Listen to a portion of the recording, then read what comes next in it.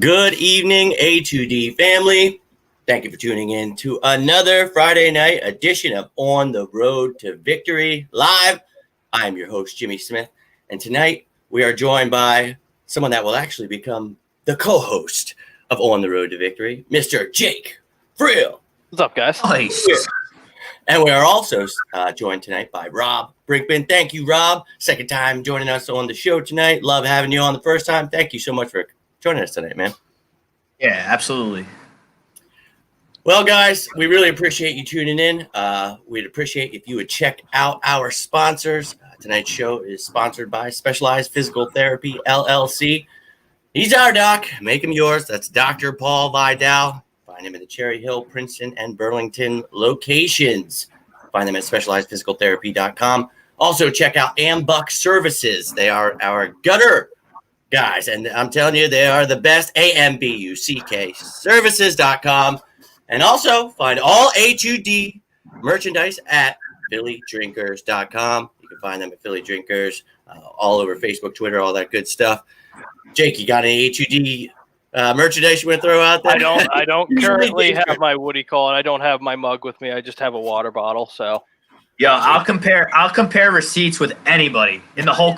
I've just been clacking away, buying stuff left and right. I got a new bag upstairs. I haven't even opened yet. I don't even know what's in it. There you go. And you guys got to check it out. There is everything that your heart could desire, from shirts to hats to coaster, everything. It's beautiful. Check it out at phillydrinkers.com. Well, guys, tonight is a great show because we actually have some football stuff going on. We know training camp began. We have some walkthrough, so not much really happening. But at least there looks like football is coming back. It looks like it. So thank you, everyone, for tuning in tonight. You guys saw the poll question, so we're just going to start off with that. We'll see if you agree or disagree, and then we'll touch up on it a little bit later. I'd like to hear your thoughts on a little bit of the things that are going on. So first off, let's just hit this poll question up real quick. Jake, you agree or disagree that the Eagles are the most improved team? With me, it's tough right now because obviously we're not going to be able to really see how they improved in preseason. Obviously, with just such a unique situation that the 2020 season is going to be, it's going to be really tough.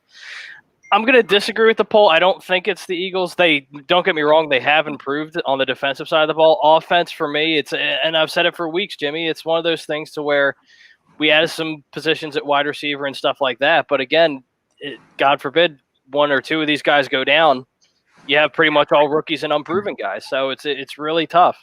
So I'm just going to have to disagree with the poll on that one. Okay, all right. I hear what you're saying. Rob, what are your thoughts on that? Yeah, the most improved team. I mean, you're talking about they're the most improved team, number one. I don't think they're the number one most improved team. I think there's a team in our own division, like the Giants, who are going to be a lot better this year. I think the Jets got a lot better. I think Denver got a lot better. I think the Chargers got better. Well, the question was for our division, but yeah, you our mentioned division. the Giants there. Yeah. Our division. I mean, I guess we're the best, most improved in the division. Okay. I mean, I don't really know what's going on in Dallas. I don't even think Dallas knows what's going on in Dallas. I mean, the Giants. I love the Blake Martinez signing. I love they signed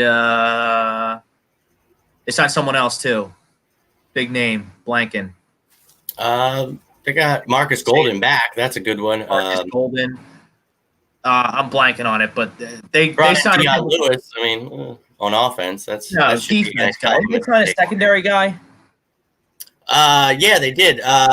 Bradbury is the corner. Bradbury, Bradbury, the Eagles can get on him, but Darius Slay is better than Bradbury. Sure. I like the Hargrave signing. I like what they did in the draft. So I guess it's Eagles over Giants slightly. The only thing with the Eagles is I can't get past this Brandon Brooks injury. Mm-hmm. It's a huge injury, and we don't know how it's going to play out because they bring back Peters, so that should tell you all you need to know about guys like Matt Pryor. And if Peters goes down, I don't know what's going to happen because the Eagles' strength over these past couple of years under this Doug Pederson-led run has been the right side of that line from center over. Kelsey, best in the league. Brooks, best in the league. Lane Johnson, best in the league. You don't have that anymore, and I think that's going to be a problem for the Eagles this season. Great point. Very great point. So that's one of the things you have to, think about when you're talking about, things. Everyone thinks just additions, but you got to look at the subtractions. So whether it be by, free agency or COVID or, they tear their damn anything, man. You know how the Eagles roll. So what's going on, Don, Prism, Frank, Mike? Huge loss. Darius Geis we see today. So, that's something we're definitely going to get into when we talk about the teams, what they've done. But one of the guys I was very intrigued that they brought in was that Gibson kid, Antonio Gibson from Memphis. He was supposed to really shine, but now he's really going to have to shine because they just lost Darius Geis. So huge loss for them. But honestly, he's always in their plans at the beginning. But, I mean, they have to at this point be like, well, I mean, we kind of had to rely on the fact that he gets hurt all the time anyway. So what do you guys think about that move? I mean, obviously we think he's a piece of shit for what he did, but I mean, football. I don't even know. I saw he got arrested. What did he do? What, did he beat up his girlfriend? I guess it was 3 different occasions from like March through April that he 3 different times he did something to his girlfriend. So not looking good for him. But what does it look like for the Washington football team?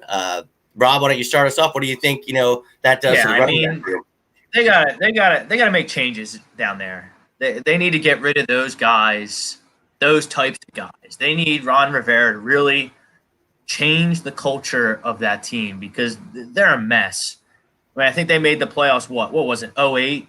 Maybe even longer ago than that when Robert Griffin III was looking really good. And, they've just been a laughing stock ever since.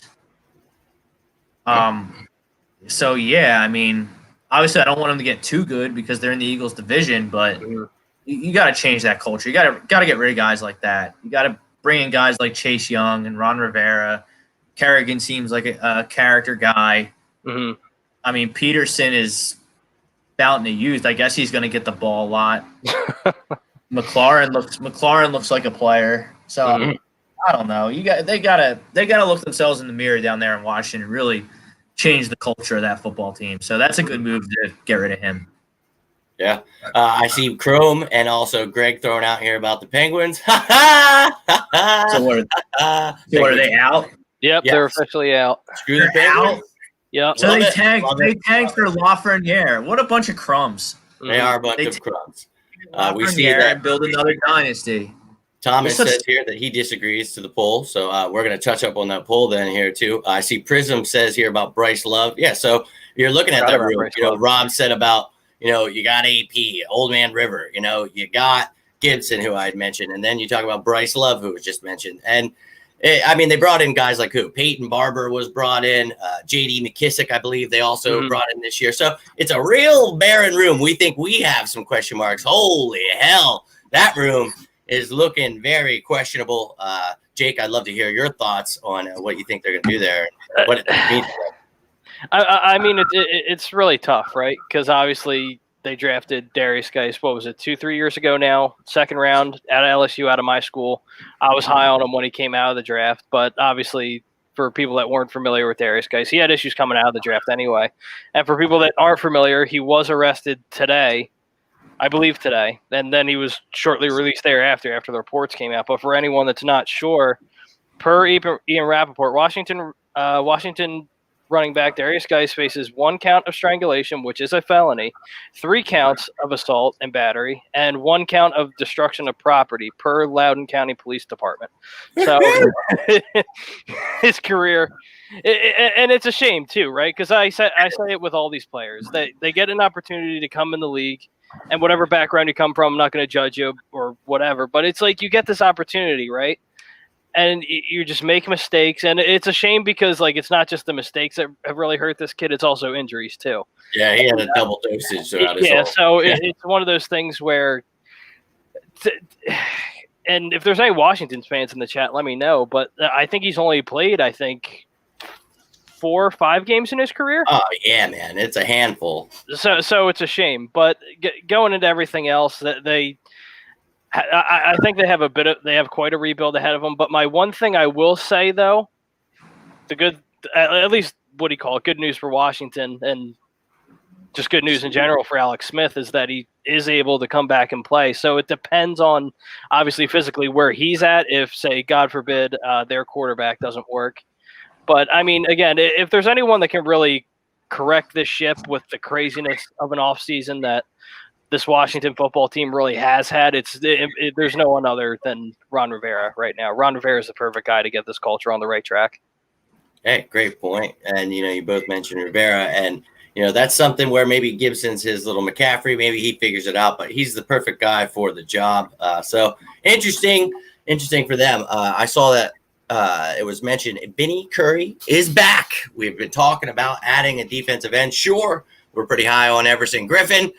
We mentioned some other names, but Vinny Curry is a name we've mentioned. It's a guy that came in last year. He had 5 sacks, 5 tackles for loss, like 12 quarterback hits.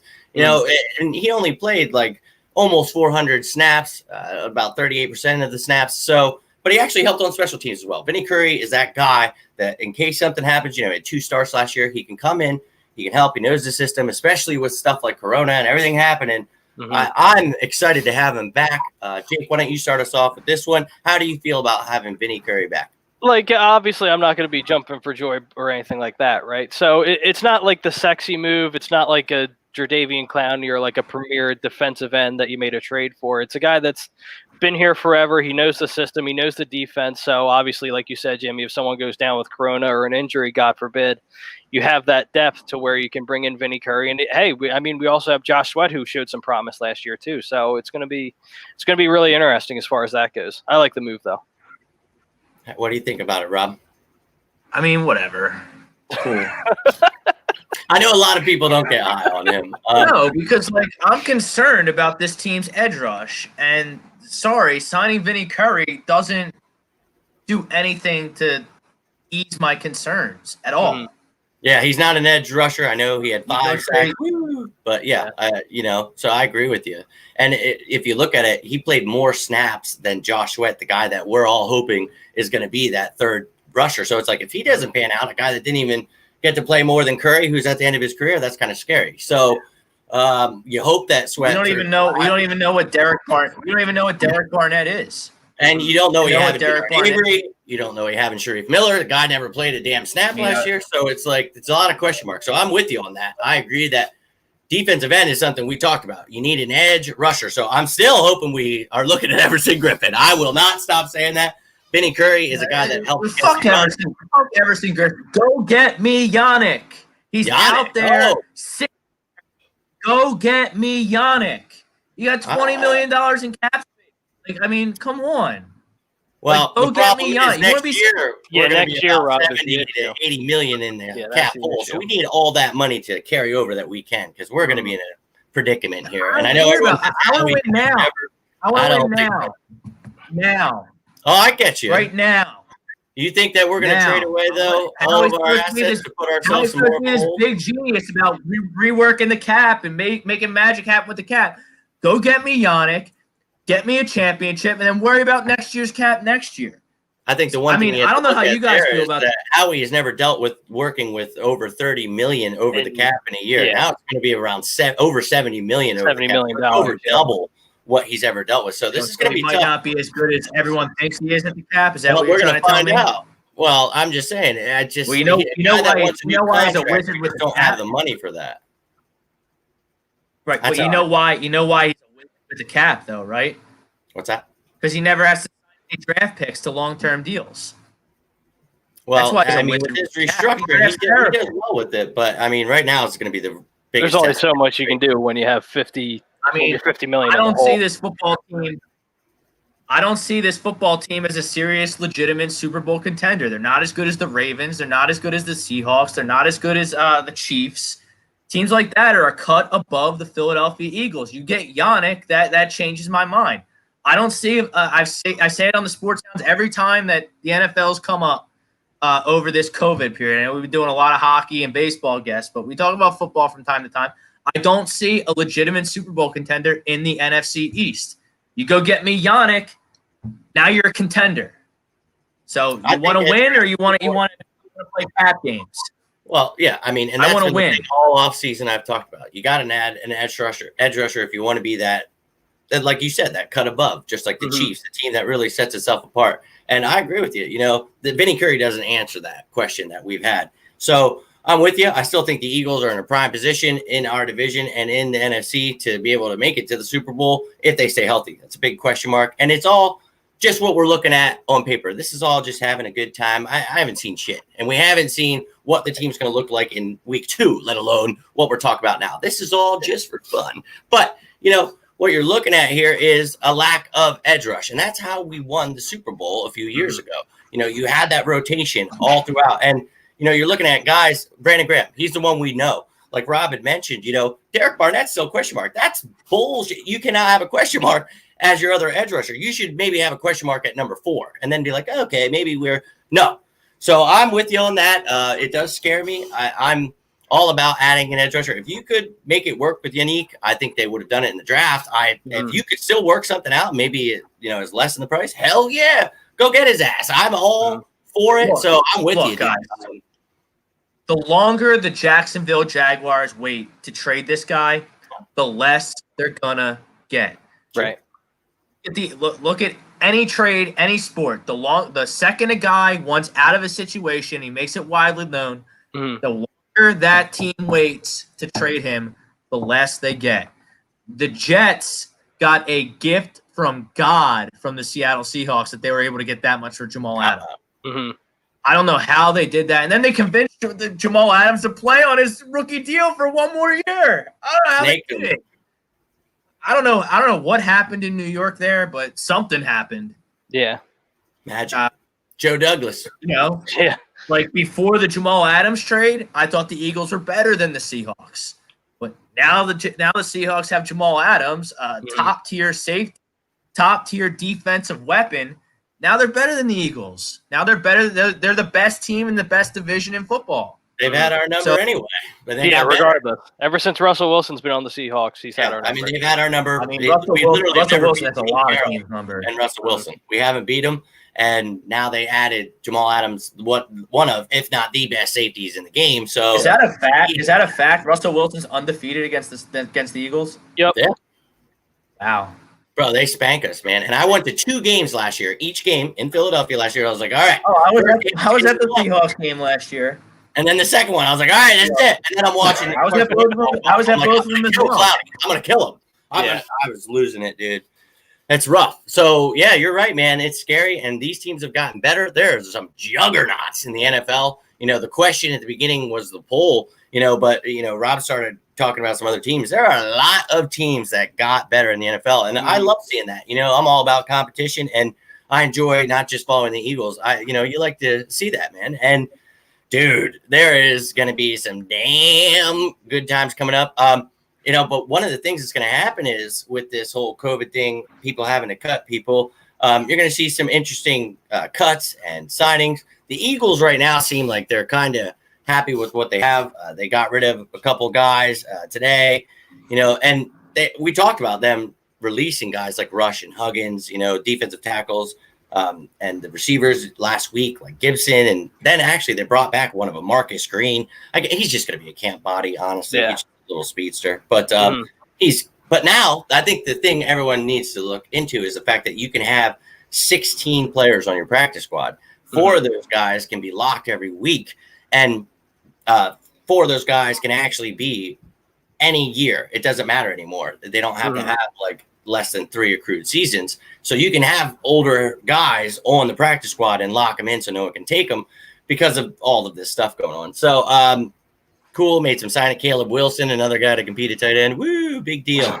But now we have 3 spots open. We're at 77. But, you know, we have to actually bring back, you know, Nate Gary, Lane Johnson, Jordan Mailata. So there's definitely some things to look at here. Brooks went to the PUP list. This is ridiculous, right?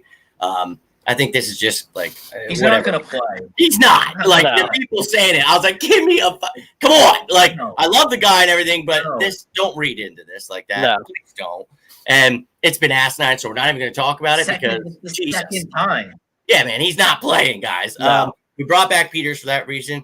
It's all very questionable, but at least hopefully he learns it. If not, Pryor comes in. We'll see what the hell happens there. But once again, this is why we talked about the other week. This is why there should have been an emphasis on interior linemen. There was not. So here we find ourselves pissed off. Yeah.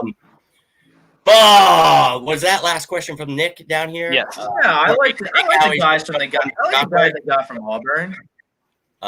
What's that? I like the guys they got from Auburn in the draft. Oh yeah, I like those guys. Oh yeah, dude, the tackles, Prince Winogo and Jack Driscoll. I think I'm excited now that finally this upcoming Wednesday, they're finally going to get real practice, and then they'll be putting pads on the next Monday. So, woo! Can't wait. Finally get to see a little bit. You got to take all that. Something, yeah. But, Nick asks Rob, what makes you think Howie is going to jump on Ngakoue? Eagles are always on the list being interested in free agents trades. I think you said it yourself there right at the end there, Nick. We're always interested. Howie will make crazy moves. So, if like Rob said, he wants to win this year, we're always in win mode. So I wouldn't be surprised if you can. And like Rob said, the price goes down. Hey, man, maybe the Eagles could make that move. So, Rob, why don't you give him a little answer? Yeah, Howie doesn't have the stones to make that move and pay him that money. He doesn't. He's a loser nerd. You just won it. You don't believe in it. No, you mean Joe Douglas won? Is that what you said? No, he's asking about Ngakoue, if you would. Oh, no. If I were the Eagles GM, I would trade for Ngakoue. He's saying, do you think Howie would? No, because he's a loser nerd who should be nowhere near. I was going to say, I have come to find that you definitely do not like Howie Roseman. I have definitely you say you're in win now mode and you're always interested, then you take a quarterback in the second round when you have Carson Wentz, who's your franchise guy.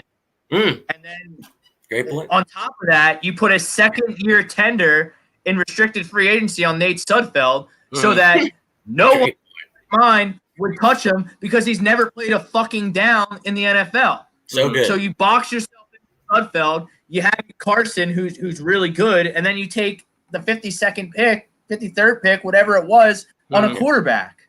When you have no linebackers, you have a hole at edge rush, you have interior linemen, enough offensive linemen.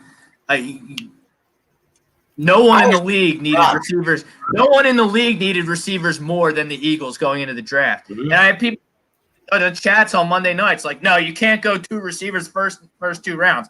Why the fuck not? Like, what do you mean? Did you see that you were at both Seattle games last year, Jimmy? You say, did you watch the slop that I watched, or were you at different games? It was pathetic. I'm a receiver man myself. On the board, like it's ridiculous. Yeah, and they were great receivers. Just ridiculous. So no, to answer your question, I'm not a Howie Roseman fan.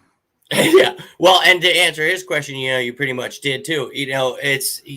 Howie sometimes has the stones, maybe sometimes he doesn't. I think Rob's having a couple technical issues here. We'll get that figured out. But Howie, he is definitely hit or miss, and he talked about with the second pick. You go after a guy like Jaylen Hurst. Now he mentioned a bunch of positions that literally I sat there all night, all day waiting for that draft. Like, we're gonna get this safety. This corner. Oh my God, this interior lineman. There's this linebacker. There's this running back we could take. A receiver. Would we dare? Would we? And I was like, dude, could you imagine Rieger with? And it's just like the list went on. Like there was literally like 15, 20 people. I was like, I'd be happy either way. So tomorrow's gonna be great either way. And then they fucking take Jaylen Hurst. I swear to God, I was like, no way. This is a joke. Ashton Kutcher's here. Here he is. No, he's not. He's not here. And I literally I feel it in my heart, but it is what it is at this point. But, he has a great point, Rob. If you're in win mode now, what the hell was that? Good evening, Eileen. Thank you for tuning in. Eileen? Charles, what's going on? Thank you, everybody, for tuning in. What's up, Chuck? All the questions, try to get to all of them. If I miss them, ask them again. I promise. I'm trying to keep up with you. Jake, any thoughts on what was just talked about there? If you want to see my reaction, all our reaction during our live draft reaction show, go to our YouTube channel, and that tells you everything. Tells you everything. Absolute disaster day. Like 20,000 views. 60,000. Yep. It's awesome because everyone knows it was a huge steaming pile of shit. And Now we don't have J.K. Dobbins. Right, now we don't have any of these awesome players that would be great in this offense, and I'd feel comfortable with. You know, like, oh, you know what? If something happened, we got this guy here. You know, Miles Sanders a little dinged up this week. J.K.'s here. Oh, I like Boston Scott, but we talked about it. Hold up. Right. Here's the next 5 picks after 53. So 54, AJ Epenza out of Iowa, who I loved. Total scrapper. Total scrapper. Iowa guy. If Iowa could ever recruit a quarterback, they'd be a dynasty. Yeah. 55, J.K. Dobbins. 56, Raekwon Davis of Alabama. 57, Jefferson, who I love out of Florida. Minnesota, 58, Urza Cleveland, offensive tackle. Clearly could have helped. 59, Denzel Mims. And then 60 was Boucher out of Michigan. But the Patriots, they're trying to lose, so I wouldn't put too much stock into any players they picked. Tank for Lawrence. Yeah, no doubt. So that's what I just rattled off 6 picks that if they you could go the next those 20 guys that I just mentioned, I'm doing backflips over the draft. Instead, the next go 20 off the planet and pick a quarterback. And not to mention, you have guys like Jake Fromm. I know he had some racist tweets or whatever nonsense he got himself in. Like these quarterbacks, like I thought Jake Fromm was a steal. Jacob Eason as well, going in like round. I mean, Jacob Eason, he's the former Gator Player of the Year, the #1 high school football player in the country in his senior season.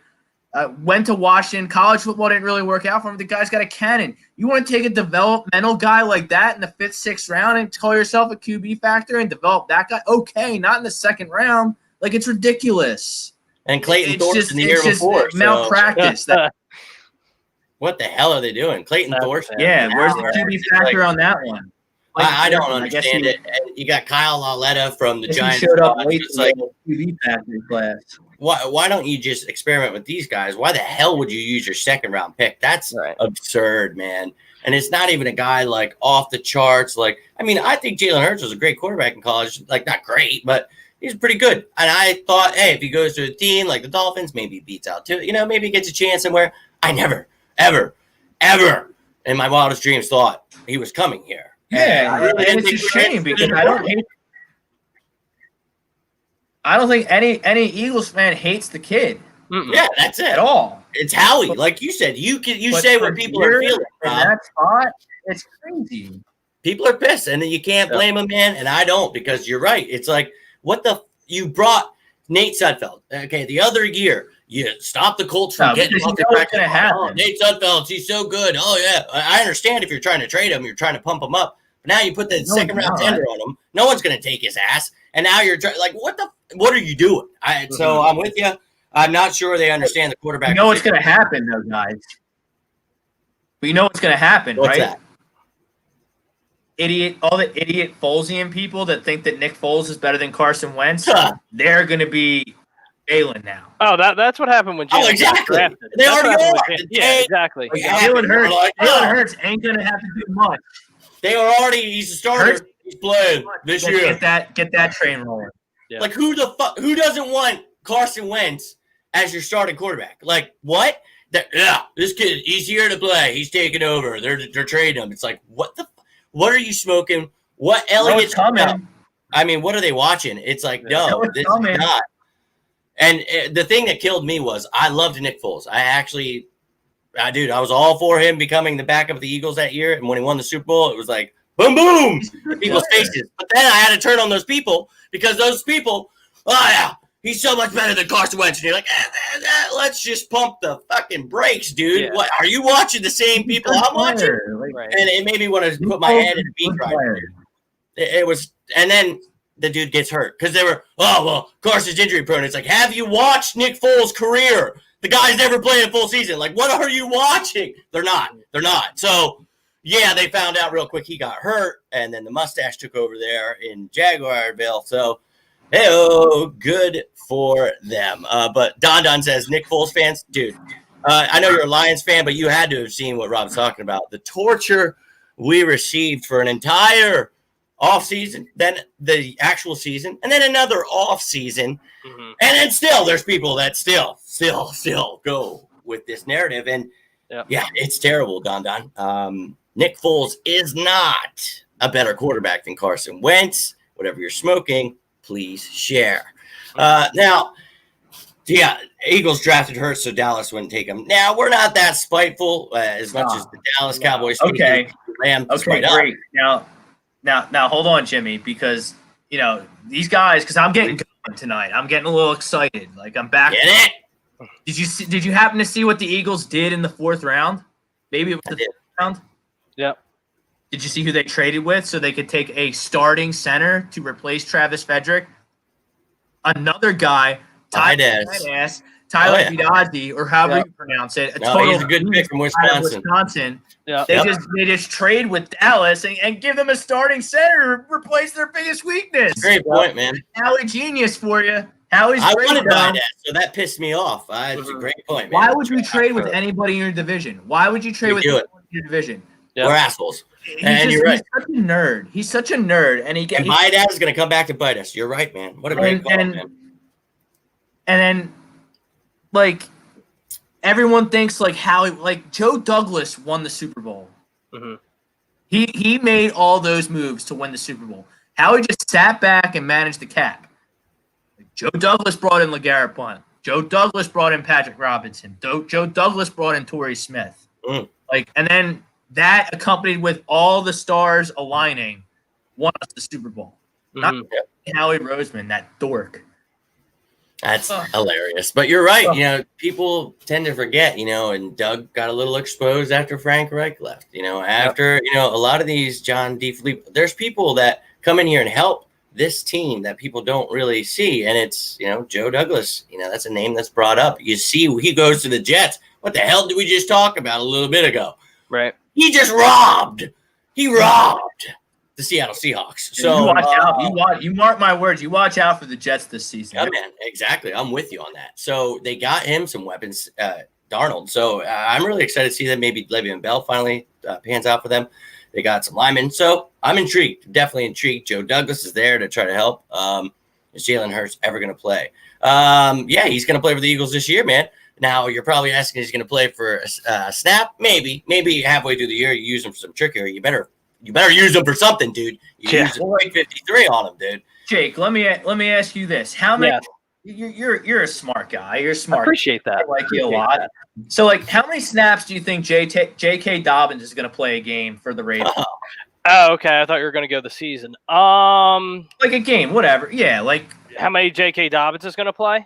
How many touches you think he gets a game? Splitting carries with him and Mark Ingram, it's gonna be. I'd say for at least sanity's sake, I'm good. I'll go 50-50, but I think it's one of those things, Rob, too, is the season goes on, running backs start to get a rhythm, right? So I think as the season goes on, I think you're going to see more and more of J.K. Dobbins. 12 touches a game? Yeah, maybe. Maybe that's fair. Yeah, I think that's absolutely fair. Maybe he's in the game 25 snaps a game, touches the ball 12 times. Yeah. Who's the other running back they have there? Is that fair? But getting my point and why I asked that, what's Jalen Hurts going to play? 5 a game? There might be games where he doesn't even touch the field, and he's your second-round pick. Yeah. No. Who's the other guy other than Mark Ingram they have there? Because that intrigues me. They got the Gus bus, too, who I love. Yep. So they got Gus Edwards and Justice Hill. That's a damn good running back. If they like Justice Hill so much, they wouldn't have drafted J.K. Oh, no, not at all. I'm just saying they have quite the room there. I'd love to have that kind of predicament. Holy hell. Right. But, yeah, J.K. Dobbins was quite the miss on the Eagles. I really hate that. So great point that, he's going to see the field, whereas any of these players would have seen the field, especially if you took an interior offensive lineman because you lost Brandon Brooks. Now, sure, we could play Captain Hindsight here and say that, but this was a damn issue before he got hurt. So you live and you learn now how to bring Peters back. The 38-year-old going to play right guard. So all these holes, linebacker, there's questions at safety, whatever. There's question marks there's still question marks. So you could have answered those, but instead you want to go and take a quarterback. I really don't I don't get it, man, and it drives me really insane. And I try not to lose my mind about it because it's over. And there are some picks I was really excited about. Other than that, you talk about the tackles from Auburn. I was really excited about both of them. I like Davian Taylor. I didn't like where he was picked, but I'm excited to see what he can become in the future. But the best pick, I think, was Wallace. Exactly. But then you look at Kayvon on the third day. That was how you needed to start that day because everyone was pissed. And I don't care about us being pissed. You needed to actually make a damn good pick. So they went out and did that, thank God. And a guy that could probably start by the end of the year. I think he's going to start sooner rather than later. I think so too. So it's a guy that helps, and thank God. But it's like, why don't you do that every pick, you assholes? Like, why couldn't you have done that with pick 53? I just don't get it. And every pick the Ravens made in the draft was like, wow, that guy's good. How is he's still there? How is he still there? Like, how did they get him? Every pick they made, and we passed on him. Yeah. It was killer because I was excited about this draft. The articles on the internet, Eagles lose draft.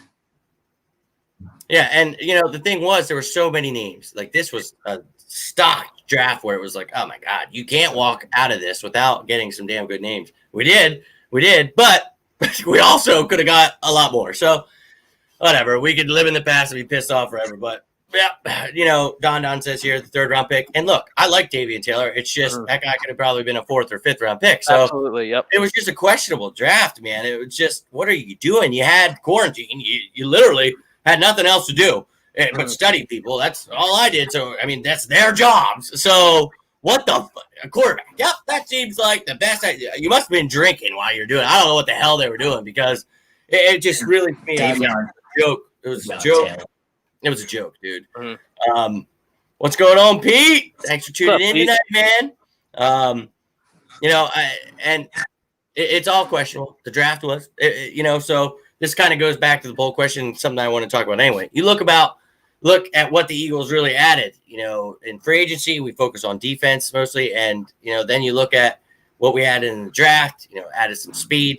So the Eagles definitely added where they were lacking. Sure, the quarterback was a questionable pick, but you got some speedy receivers, albeit questionable. That's if Jackson and Jeffrey stay healthy, we don't have to worry about that. But Jeffrey's questionable. Is he going to start on the pup list? That's a question you always have to ask. So it's like, but the defense, that's Hargrave, Darius Slay, okay, Nickel Roby-Coleman, Jatavis Brown maybe does something. You bring in Will Parks. We talked about Kayvon Wallace in the draft. So we got some guys that to get excited about, at least in areas where we had Ronald Darby. Jaylen Mills was not a great outside corner, so at least we made improvements. So that, we all know what the Eagles have, but then you look at these other teams. One of the first names that Rob talked about, we'll start it off, was the Giants. The Giants got a young quarterback, Daniel Jones. We all know that they have probably the best running back in the game in Saquon Barkley, if not one of the best. I mean, the guy's amazing. So you look at that. Maybe they stay healthy with Sterling Shepard. They got some young guys there that are decent, but Evan Ingram's a damn good tight end. And Andrew Thomas, great pick. They added Xavier McKinney. Rob had mentioned Blake Martinez was a great pickup. They had lost Ogletree and Buchanan at linebacker, so that was big for them. Brought back Marcus Golden. So what do you, Jake, why don't you start us off? What do you think of the Giants this year? Their additions, subtractions, some of the things that stand out? Maybe DeAndre Baker. Doesn't look like he's going to be playing. So as much as Bradbury's a nice addition, they lose one as well. Yes, see, with me, like last year, as far as Daniel Jones went, I was kind of like the black sheep, and as far as A2D went, because everyone was kind of bashing the Giants for the whole Daniel Jones selection. Me personally, I like Daniel Jones coming out of Duke. I liked him a lot, and obviously he showed us he can play a little bit this year. And I think with me that, like, as far as I see the Giants, they might not. They'll be competitive, but I don't think they're necessarily going to make like a playoff run or anything like that. But they're a fun young team to watch. They're a lot of fun to watch. I will say that. And they have a very, very bright future. As long as they keep drafting well, they have a very, very bright future.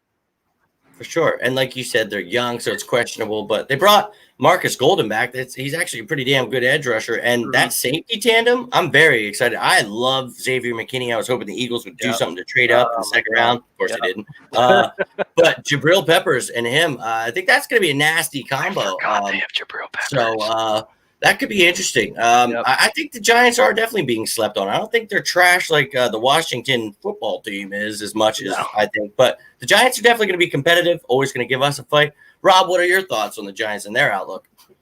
I mean, it looks like Gettleman's issues. Gettleman takes a lot of heat. He's kind of like the whipping boy of New York, of like Philadelphia. We always make fun of him. Gettleman's a damn good drafter. He's made some good. He stubs his toe. He stubs his toe in free agency a lot, so he gets a bad rap. But he's a damn good drafter. I mean, look at the guy he just signed, James Bradbury. He took him in the 6th round in Carolina. And he had a good draft this year too. I mean, and yeah, I just had it up here on a different tab. Andrew Thomas, I love their 1st-round pick. I thought he was the best tackle in the draft. I got ripped to shreds for on our draft recap. Xavier McKinney, I mean, he went to Alabama. So, like, these guys that go to Alabama and Clemson and the SEC, they not only do they play against 5-star recruits every week, they practice against 5-star recruits every day at practice too. And guess what? If they have a bad day at practice, they ain't playing on Saturday. No. You think Saban's fucking around trying to lose games, not have the best guys out there? You're down if you're slacking off practice. Yep. Past that, I like the guard they got, Shane Lemieux out of Oregon. I know that was one of Speaks' boys, I believe, was talking him up. So, Dave Gettleman, a damn good drafter. And I would be willing to bet that Saquon Barkley doesn't get hurt this year. And if he doesn't get hurt, you saw in week 17 how he can just be bottled up, and then break a 70-yarder and break your back. So, I mean, guy's phenomenal. Are they going to make it? It's interesting how the seventh playoff team is going to factor in, because I think the Giants are going to be right there. Yeah, for sure. And I think you got to keep him in the mix because, like you said, if Saquon Barkley is healthy, I mean, that guy keeps you in the game no matter what. He's that good. He can bust out a major run at any time, whether you're bottling him up all game and you think you have his number. It doesn't matter. The kid's a beast. So they've got weapons too. We talked about Ingram and Shepard and all those guys, but you look at McKinney. I thought that guy, I was so high on him because of the fact that we lost Malcolm Jenkins. So you're looking at a guy that can really play the same role. This guy can play linebacker, safety. He can play nickel. This dude will knock your head off, though. This guy is a beast. I really was excited for him, and to see him go to the Giants, that always pisses me off.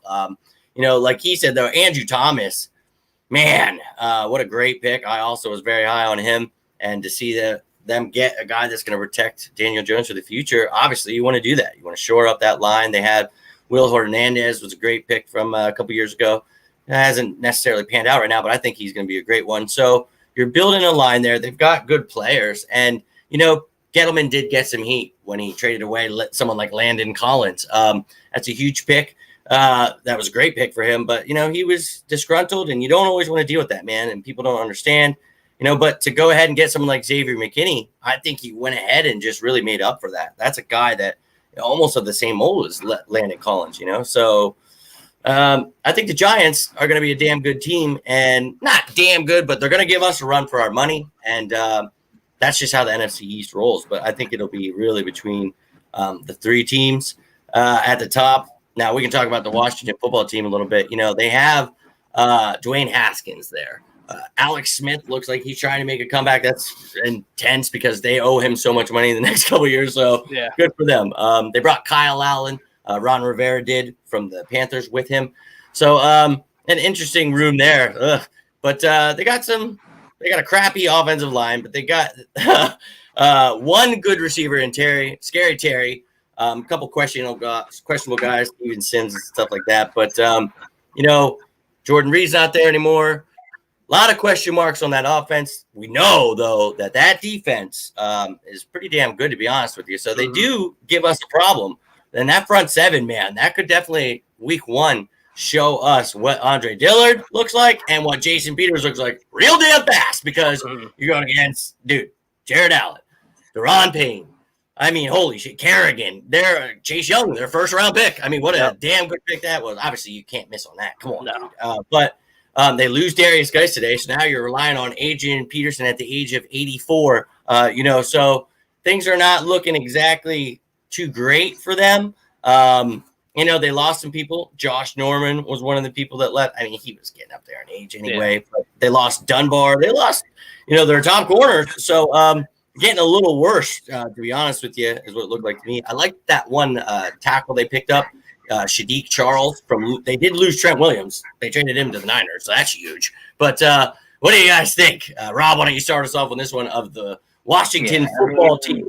Let's relax. Who do you think's their quarterback? What do you think's going to happen to these guys? I mean, you took Haskins, the 15th pick in the draft? That was He's got to be the quarterback. You got to figure it out because you're not going anywhere. Stop. Eagles giving the run for their money. Stop. It's not happening. The Redskins stink. They have a couple cute pieces on defense, but I mean, Dwayne Haskins in that offense against Eagles secondary that I love, and even just a push up the middle to bottle up that run game, make them one-dimensional. The Eagles lose or have struggle in week 1 against a bad football team in Washington. My concerns grow. Because that game shouldn't be a problem.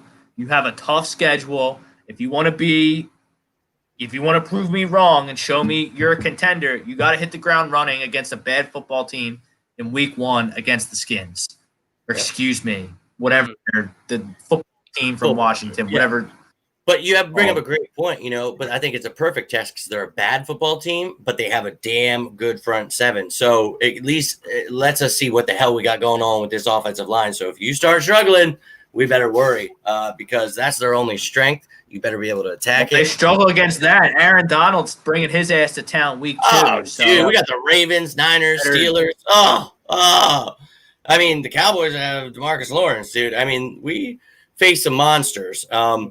It's going to be a very interesting. Cam Jordan on the Saints. Fuck that guy. DeMarcus Lawrence, Dexter Lawrence, whatever his name is. Lane Johnson. DeMarcus. Yeah, he doesn't stand a chance against him, so they're going to line him up. Lane Johnson rubs his face in the dirt every time they fucking play. I love it. Well, nobody can get. Even Von Miller can't get by Lane Johnson, dude. Nobody can.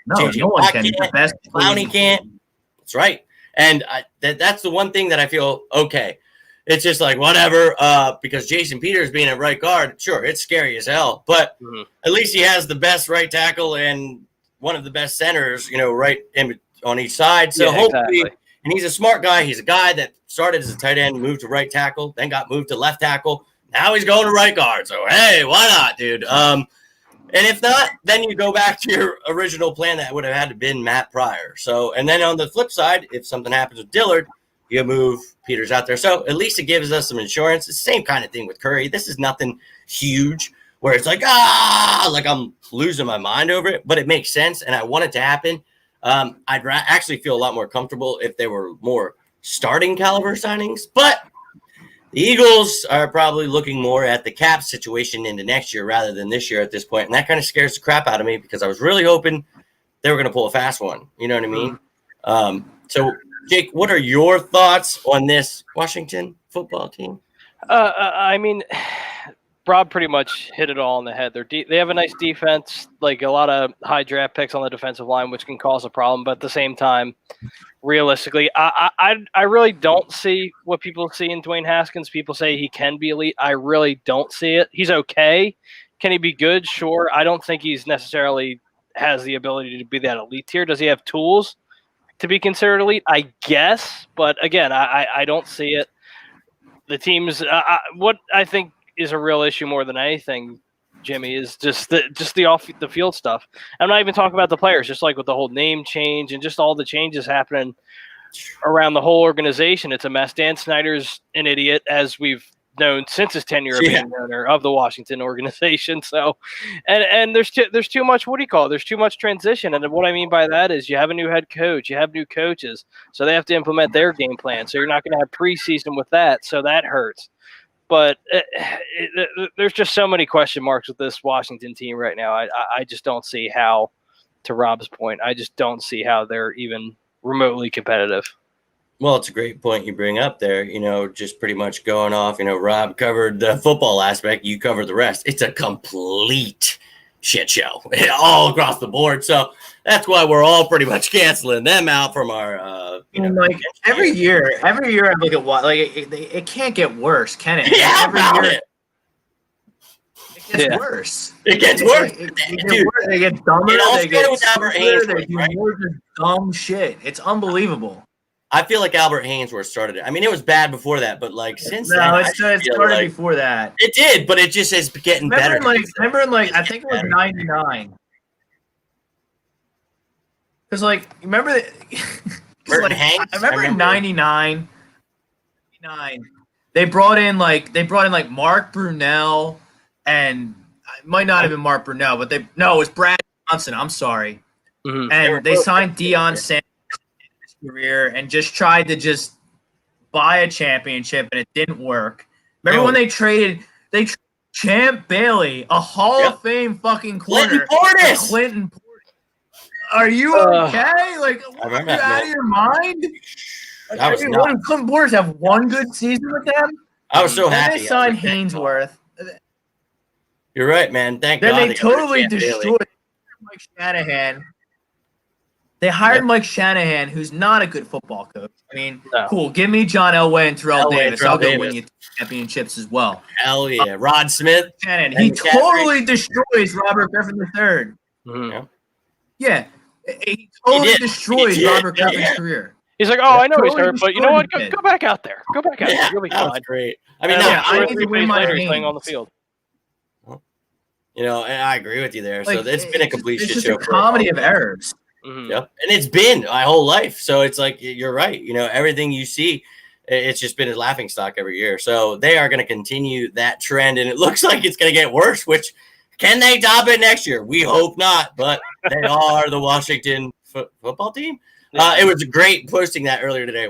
I put football team releases Darius Geis, and it's just like, football team. But whatever.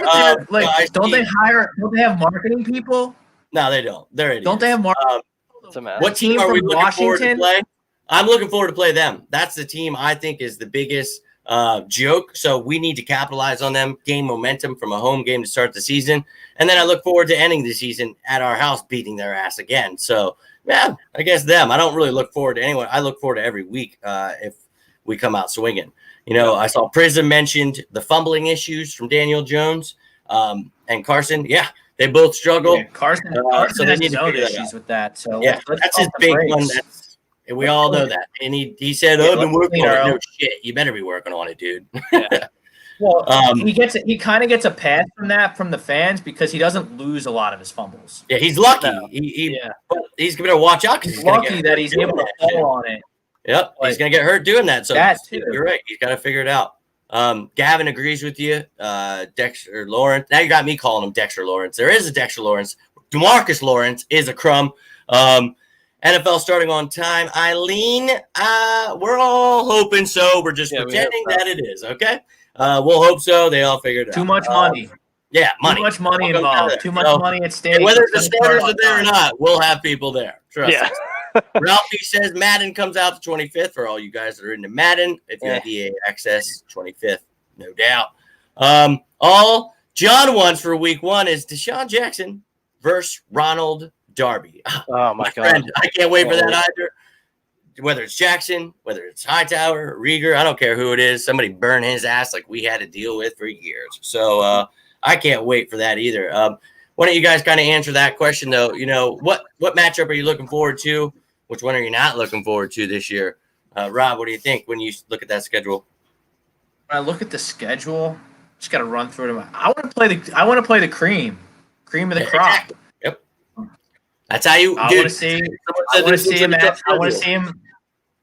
see him going to Pittsburgh and win. I want to see him going to San Fran and win. I want to see him play the Ravens. I'm still mad we lost 44-0 or whatever we lost to the Cowboys in the first game last year. I know we beat them on the stretch, but man, that left a sour taste in my mouth, that blowout loss. I want to see him beat Dallas twice. Mm-hmm. So I just want to see football. Yeah. That's how you measure. I want to be I like being on the edge of my seat during these close games, these tough marquee matchups. I don't need to see us against the Redskins because that can only give me agita and stress because the Washington football team. Yeah, why? Yeah. Geez, look at me. I'm gonna have us on CNN and I think it was Ian Rappaport did it like 5 times and you're gonna hear commentators do it this season too, Jimmy. You're gonna hear a lot of people. Yeah. Oh, I know. I mean, I still say San Diego Chargers sometimes. Oh, I do too. I know. Trust me. And I will still say Oakland Raiders, I'm sure. And it's just something we're not all trying to do it. But here's the thing, I think that, Washington obviously blows, and Dean says here that with that owner, do you think they're ever I don't think they're going to force him out, but maybe with these allegations, do you see them getting rid of Dan Snyder? No. I mean, they dealt with this. You can't get rid of an owner. Oh, you can. No, you can't. You can't force a guy. We saw it in the NBA with David Stern. I mean, if it's an issue with something like this, and you saw with the Carolina Panthers owner too. Yeah, that's right. If Daniel Snyder comes out and says the N-word, then that. Well, yeah, I'm talking about the sexual allegations that are against them. Yeah, those things happen all the time. They're not forcing them to sell. It's his team. You can't just force a guy to sell his team. Yeah, I'm saying, well, you can, but it's just in this situation, it would be if something were to happen like that. Now, all that stuff hasn't come out necessarily, but they seem to be taking a lot of heat for it. So, depending on what does happen to them, that'd be very intriguing. I don't think there I go. Washington football team fans would be upset with that move. Like we talk about every single year, they'd be happy with and worse.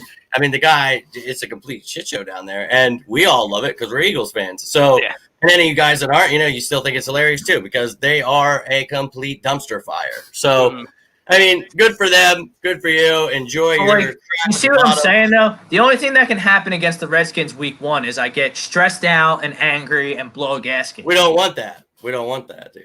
No, even though it's entertaining and I go off the rails. Well, the thing is, I don't want to have a heart attack, and I feel like for my 34 I want to sit back. Anything besides a blowout win, it's going to be have a heart attack. Lose. You know it. We always do that, and it's always son of a bitch. So I'm with you. I like the competition, but I mean, I'm gonna be real with you. We better come out swinging. But someone said to me earlier this year, that's a tough schedule. It's well. It's a championship schedule. If you want to be the best, you better beat the best. So, you get a tough draw. You get a tough draw because you got to play the NFC West, the best. Yeah, no doubt. So, Jake, last year, you know how lucky the Eagles got last year playing the AFC East, which was terrible, and I think they played the NFC North, which was also terrible. Yep. Really tough draw because the Eagles weren't a good football team last year. Yeah, we were. It was surprising to see Carson Wentz lead this terrible team to the playoffs. That was impressive. For Clowney to take a cheap shot, we'll never know what would have happened. But that's what it is. Jake, what are your thoughts? As far as, can you repeat the question, Jimmy? I'm sorry. Yes, we were just. Sorry, now I look at my damn phone. We were talking about who you look at when you look at the schedule. Who do you see? Oh, right. Yeah, I think kind of just going off where Rob is, I really want to see them do well against the 49ers. That's one I have circled on my calendar. Obviously, every year, all the Eagles fans and everyone in the NFC East, they always have the Cowboys circled on their calendar. That's an obvious one for a lot of people. Yeah, that's an obvious one. So I think the 49ers are a big one for me. And obviously, I think the big one that I have marked on my calendar, if we can win this game, then I'll really start having confidence in this team, and that's against the Seahawks. We can beat the Seahawks, then I'll see them make that kind of paradigm. That's Carson's revenge. Yep, that's it. You're right. You got to win those kind of games. A team that you haven't beat. Doug and Carson need that win. Mickey says he's been trying to comment all night. Sorry, Mickey. This is the first time I've seen your comment. Yeah, we talked about that Redskins defensive line. I don't know if you missed it. But I think, have we ever, and I just mentioned that too, the Dolphins, yeah. So things that we have definitely mentioned, a good test for week 1 is that good front 7. But let's be honest, the Washington football team is not good. So the Eagles better come out swinging. But we're more intrigued by playing a team like the Seahawks. We're mentioned the 49ers, the Steelers, Ravens. Teams are going to toughen you up, man. We know we want to kick the crap out of the Cowboys, Giants. We know. We're talking about the teams here that, are going to get you excited. Now, I'm excited for week 1 because I just want my taste of football, and as many weeks as I can get, I'm going to take them. So I'm excited. But if you if you struggle week 1, it's going to be calling for some heads because there's no excuse for why you shouldn't be taking on this debauchery of a football team. So it is what it is. Text to talk, Dean. Don't worry about it, brother. And Darius Slavers Cooper, Don. As a Lions fan that he is a Cowboy killer. He shuts down Amari Cooper. So that's one of the things that you bring in a guy like him. The Cowboys. That's not saying much there, boys. Amari Cooper's a mutt. He fucking stinks. Well, I mean, he's a pretty good receiver. He's not doesn't stink, but bringing him back is a good move for them. He gets all his first and garbage time. And you have CeeDee Lamb there. I think obviously that's a pretty damn good wide receiver core. So it makes one of the top offenses, the top offense in the league, even better. You have one of the best running backs in Ezekiel Elliott. So, I mean, the team definitely got better there. They added a guy like Tavon Diggs. They got Awuzie is actually a pretty good corner. People are, I'm really high on him too. But, he's pretty damn good. So you lose Jones, but you added pieces. I think that, Clinton Dix, we'll see how that works out there, losing Jeff Heath. But I think, the Cowboys got better. Cowboys definitely got better. They added Bradley Anae, an edge rusher I was really high on in the draft. They really did. So, if anything, I think Don Terry Poe and Gerald McCoy are there in the middle, so you're working with Lawrence. I think that's something you definitely have to look at, that linebacking core. If Sean Lee stays healthy, they re-signed him. They got him with Jaylen Smith, dude, and Leighton Vander Esch. That's scary as hell. So they've got a damn good team. And we talked about adding CeeDee Lamb and Tavon Diggs with their first couple picks, a great receiver and corner to go against our added corner in free agency and first-round pick wide receiver. So it's going to be interesting matchups. But if anything, I thought, it was a great point by Rob to bring up the Giants. But if anything, the Cowboys, I think, are definitely could make me feel that I disagree to the poll because the Cowboys definitely improved themselves a lot. The thing is, though, that I do agree to the poll because I think the Eagles had it a lot worse. We were a lot worse of a team than the Cowboys, and we got a lot better. So I just think it was a bigger gap.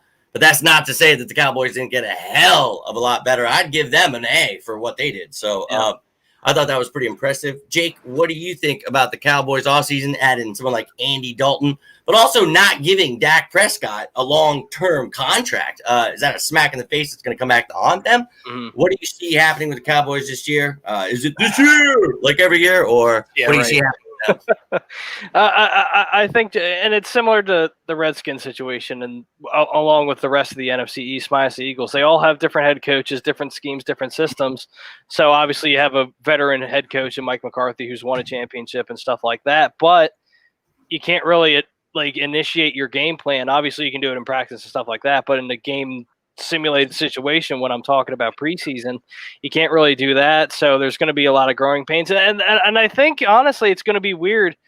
Say we get through a whole football season, guys, and it's one of those things where I really think you're going to see some JV-esque caliber football week 1 to week 2 because you don't have these guys doing preseason games and stuff like that. So that being said, obviously, the Cowboys, I think, as far as comparing the draft against other NFC East teams, obviously the Cowboys had the best draft in my opinion, but it's also one of those things too. It's like I said, don't really have a typical training camp. You don't have preseason. So it's going to be interesting for these rookies to see how they really just come on the scene and develop that way. So and not signing Dak Prescott, that's and it makes you scratch your head a little bit too, why they brought Andy Dalton in. Because Andy Dalton, people can say what they want about Andy Dalton. He can play a little bit. He can play.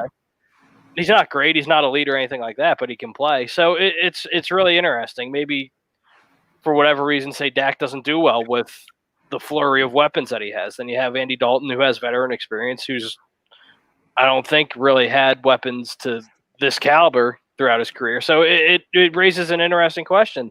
Do they bring back Dak this year? That's going to be the real question in Dallas. Obviously, he's gambling on himself, which I respect, but we'll see. Yeah, I mean, we're lucky there. We're not the only team causing our own quarterback controversy there. Andy Dalton is a good quarterback, not great. He's not on Dak Prescott's level, I don't think, but he is definitely a good quarterback. And with these kind of weapons, it'd be intriguing to see what he could do.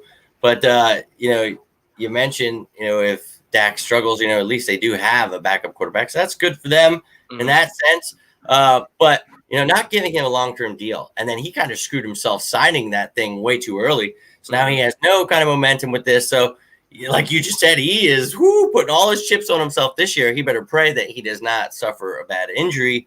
Going to be very, very intriguing. Rob, and I also great points there, Jake, with all the teams, having new head coaches. You look at Rivera, McCarthy, and Judge. I think that obviously McCarthy has won a Super Bowl. Rivera's been to one, but look, good coaches, but that's going to make it difficult for these teams because of not just because they're new head coaches, but look at all that's happened this offseason. So, going to make things a little difficult for them. And luckily, we've had a team together for 5 years. Rob, what did you see? What is your outlook on the Cowboys here? What did you think of their offseason, the draft, free agency, all that, and their move back or lack thereof? This is Dallas's time to shine. This is when they do good. They're always the king of the offseason. Is that me? I don't know what that is. Sorry. This is Dallas's time to shine because when the season starts and we get into November, December, that ain't when they're going to shine because there's no way with how I've already said my opinion on the Eagles last season. They were not a good football team. For Dallas to lose that division to a bad football team like the Eagles, that's embarrassing. That's embarrassing for Dak. Obviously, Jason Garrett finally bit the dust. But, they get CeeDee Lamb. They reload. They got all this talent. I've heard it all before. Call me in November when they are in a playoff game. When they outlast the Eagles and or the Giants to win a division, win a playoff game. As far as Dak not getting a long-term deal, first off, I'm not going to feel bad for him because he's making, $35 million this year on the franchise. Still getting paid. Yeah. So, he's fine. That should set him up for the rest of his life. But, the fact that Dallas signed a running back and an edge rusher in lieu of signing their supposed franchise quarterback, I think that's telling. I know Jerry Jones is always in the press conference saying that Dak's his guy, but when it's time to sign the check, Dak ain't been his guy yet. So, I don't know. I think Dak's days might be numbered down there in Big D. Mm-hmm. And if he has a big season, I think it's even more likely that his days are numbered down there in Big D because someone else is going to jump the gun and give him that $40 million a year contract like he wanted to do. And I'm always for guys betting on themselves. Mm-hmm. I remember Jeremy Maclin did it a few years back for the Eagles. It really paid off for him. So I like when guys bet on themselves. I do, but Zeke's obviously a beast. They still have a good offensive line. They have better coaching, but why do I feel like it's just going to be the same old Dallas Cowboys? The same old 8-8 Dallas Cowboys. They are the Cowboys. Well, Jerry Jones is there, and he's always getting in the way. But this year, I think they really did. Big 5-1 start. Everyone talking about the Super Bowl. I can already. This is the year. This is the year we're going, and then they say that about us, but it's truly them. That's literally. They'll be 5-1. They'll all be hooting and hollering every year. And a month will go by. They'll be 5. Season champs. Yeah, then they'll be 5-5. You'll blink your eyes. They'll be 5-5, and they're all going to crawl in their hole and come out next year when they start 5-1 again. Sorry, talent-wise, they're probably the best team in the division, but show me. Yeah, they are exactly. You got to gel together. Mickey asked, "Would you honestly make Dak your guy or choose a quarterback who's solid?" Now, I don't know, man. If you have an opportunity like a guy like Dak Prescott there, I probably would try to make him my guy. I don't know if I'm relying on an older Andy Dalton. He's not your guy. He could help this year, but he's not your future, man. If you're gonna invest in a quarterback. Now, if this guy that we're talking about here, Dak Prescott, thinks that he should be paid more than Patrick Mahomes or Lamar Jackson, look, this dude is not gonna get one of the top contracts. I just don't feel the Cowboys really. If they wanted to, they would have gave it to him. So. Maybe he isn't their guy, Mickey. So maybe they feel just like we do. Rob said, hey, he's taking a chance on himself. So if he proves it, maybe then they'll give it to him. If not, maybe another team will. It's a very intriguing move, though. And at least as Eagles fans, it's like, okay. Because we thought we were going to have to deal with them for a long time. Maybe we don't. And I would be perfectly fine with that because they've got some damn weapons. Holy hell. And they've got linemen. I love what Robin brought up there. You lose someone like Travis Frederick. That is huge. But you go ahead and get someone like Tyler Bidas from Wisconsin. I loved the kid. I thought he would have been great to come in here. Could have helped at center at guard. No.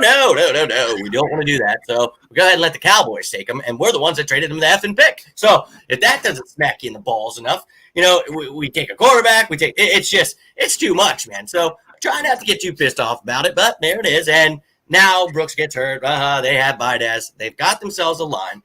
If they keep building, they're going to be a problem. I don't care. I hate them with all of my heart and soul, but I'm not going to sit here and be a homer and tell you that they didn't get damn better. And it's funny, Rob said it though. I don't give a shit what you have on paper. I don't care how much talent you have if you can't gel together. And I think a big part of that was Jason Garrett. So you get rid of him, but the biggest cancer is Jerry Jones. So if he stays out of Mike McCarthy's way, maybe McCarthy has a chance there. But I think Aaron Rodgers made McCarthy look a little better at times, but I'm intrigued. But you got to see them gel together. It doesn't mean shit on paper. Do you remember that year they were loaded? The Cowboys were loaded. All the time. They had Romo and Owens, and they were the number one seed by a mile, and they lost their first game to the 9-7 New York Giants. Yeah. Jones at running back, was it? Yeah. I think it was 07.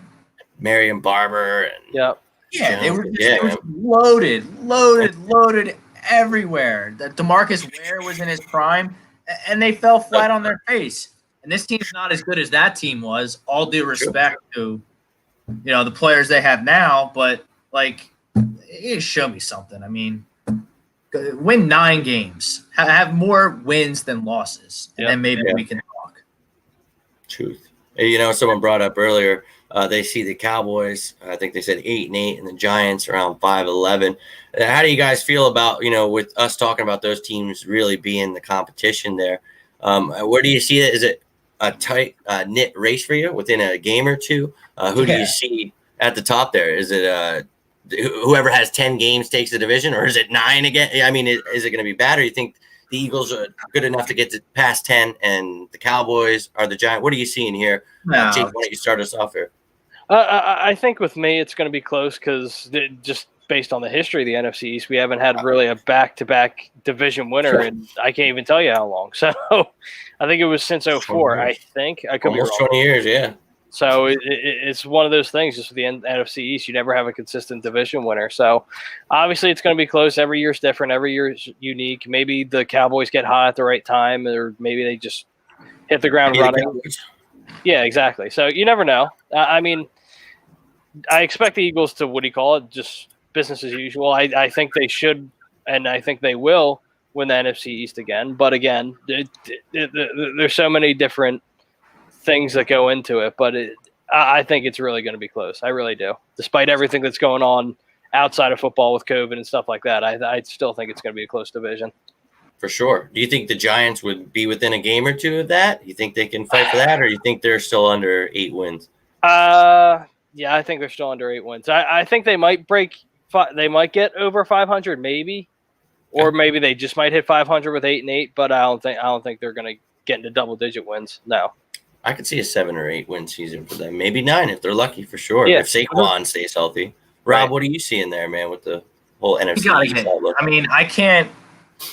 got to get to 10 to win a division in the NFL. Mm-hmm.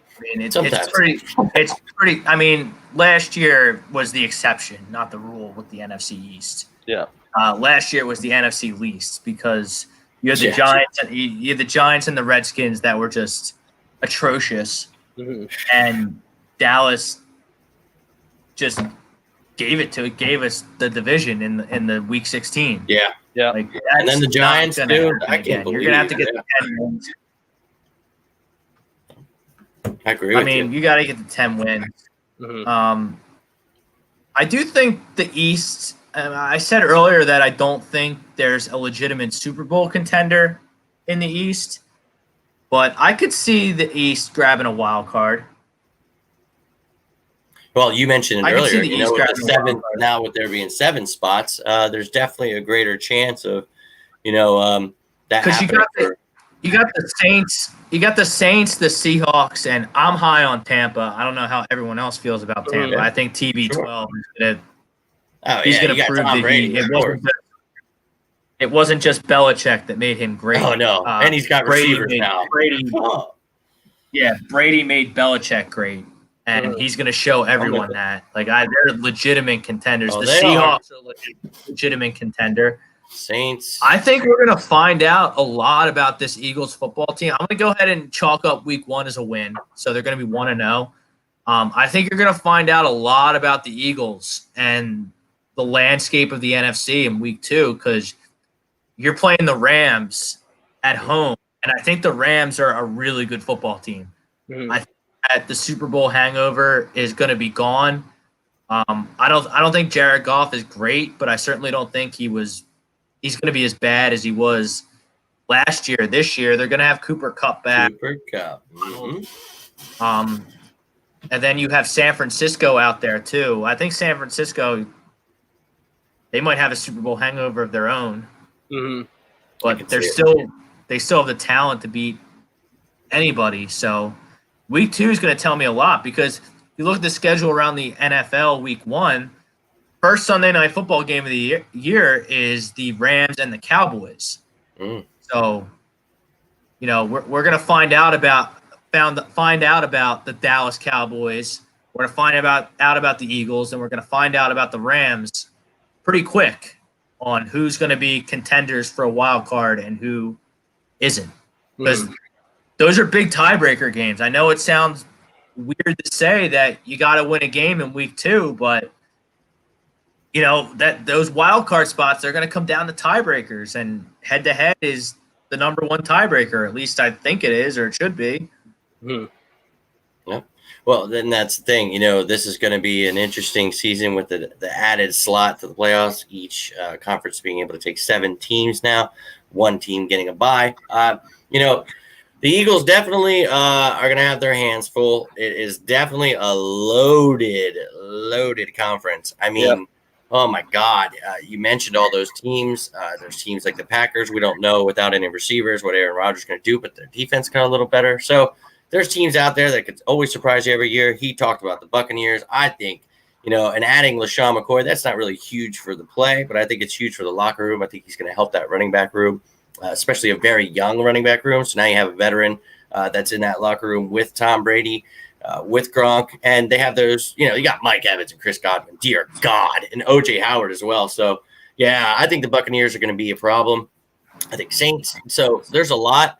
But, hey, if we could stay healthy and sneak in, and if some of these young guys that we're really relying on, if they can really turn into the guys we thought they would be, maybe we are in a prime position. But this is going to be an interesting year. But, like you guys said, I think that we're going to have to fight our asses off. We got ourselves a championship schedule, though. And I like what Rob said.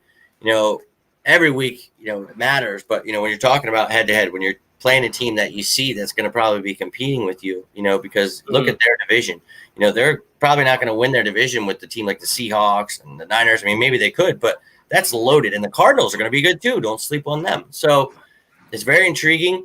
So you want to win that. I forgot about the Cardinals. Yeah, about it. And it's like we got to face these teams. We got ourselves our hands full with all those teams. And, we got to play the Saints. All these teams we mentioned, we play them, not just in the playoffs. If I can go back to our question earlier about who you want to see, I got the Arizona game circled. That's going to be awesome. Yeah, Kyler Murray. DeAndre Hopkins. That's week 15 on the road. I think both teams are going to be right in the thick of it. I've always hated the Cardinals. Big Kyler Murray guy. So I'm intrigued. Kyler Murray did some wonders for me in fantasy last year. I think the kid, if he works on his turnover issues, it happens with the young quarterbacks, So I think he's going to be phenomenal, though. And with DeAndre Hopkins, Christian Kirk, Larry Fitzgerald at the age of 522, still playing, I can't believe it. But I think, it's going to be intriguing to see what happens there. Kenyon Drake. I can't wait to take on this NFL season because if we are truly going to get another trophy, then we've got ourselves the test that's going to tell us. I mean, holy because you face week 2, like he said, Goff maybe not one of the greatest, but they've got some damn good offensive weapons. Cup comes back, got some Hendersons there. They brought in that Cam Akers, and then you look at Jaylen Ramsey on the other side. They got Fowler still there. It's a damn good team. If you lose to them, that's a problem. So you got to beat them. Then you got to beat the Bengals. That's a young quarterback. You can't get shown up by that. And then after that, man, you got your damn hands full. So you got to win those games, man. The ones that are the biggest trap game I've ever seen in my life. Yeah, you got to win that, man. You have to. You can't lose that. Then you're going to get your ass kicked by the Ravens, Steelers. That's a stone loss. Bengals is a stone loss. You gotta hope that Joe Burrow is still having his growing pains because they got AJ Green there. Who was the receiver they drafted? I can't think off the top of my head right now, but it was I think that tall kid. Look at where that game's placed, Jimmy. What's that? That game. Look at where that Bengals game's placed. It's right before the hardest 3 games. That's what I said. If you lose that one, it's going to ruin the next few games. No, because here's what they're going to do. They're going to lose to the Bengals. Everyone's going to freak out. Then they're going to beat and then win. Then they're going to win 2 of the next 3 against the. I'm with it, Rob. That's an Eagles move. That's what they do. That's an Eagles move. That's especially true, man. They lose to the Dolphins. They win 4 straight to win the division. I'm with you. The Bengals game as well. Not the Bengals game, the Browns game, excuse me, later in the I think it's like week 11, but I think the next 3 after that are like Green Bay, Seattle, and Arizona maybe. So dude, we have probably the toughest schedule. I looked at it. I don't give a shit with any of the – well, if you look at the numbers, who cares, man? You look at the Buccaneers, they're not the same team. You know, none of the teams are the same. Those things are asinine. I like numbers to an extent, but I hate people that take it too far. You know, you got to take that stuff with a grain of salt, man. It's okay for comparing certain things, but you can't, did you see this number's higher than this one? So that means wrong. No. So Blazin Frunk says here, go Steelers. Steelers are going down is what I believe you meant to say. You know, I think that's going to be a great game. Can't wait to see that Battle of PA. You know, that's another team that, you know, they're getting Roethlisberger back. You know, they are a contender. We face, and they got TJ Watt. They got Bud Dupree. I mean, we've got ourselves some damn challenges this year, but I'm all for it, dude. Howie couldn't use Minka Fitzpatrick at the deadline either. That pissed me off more than anything because I work with a Steelers fan, and we were sitting there, and I was making a deal. He scored a touchdown every week. I'm like, I'm gonna fucking punch it. And I'm like, that's great. And I'm sitting there thinking, like, I'm gonna because I wanted him desperately. And this is before we knew we were losing Malcolm Jenkins. I mean, damn, dude, if you were really gonna plan on it, you really should have brought in a young guy that's gonna change your entire defense, turning in one of the top defenses when you were one of the worst.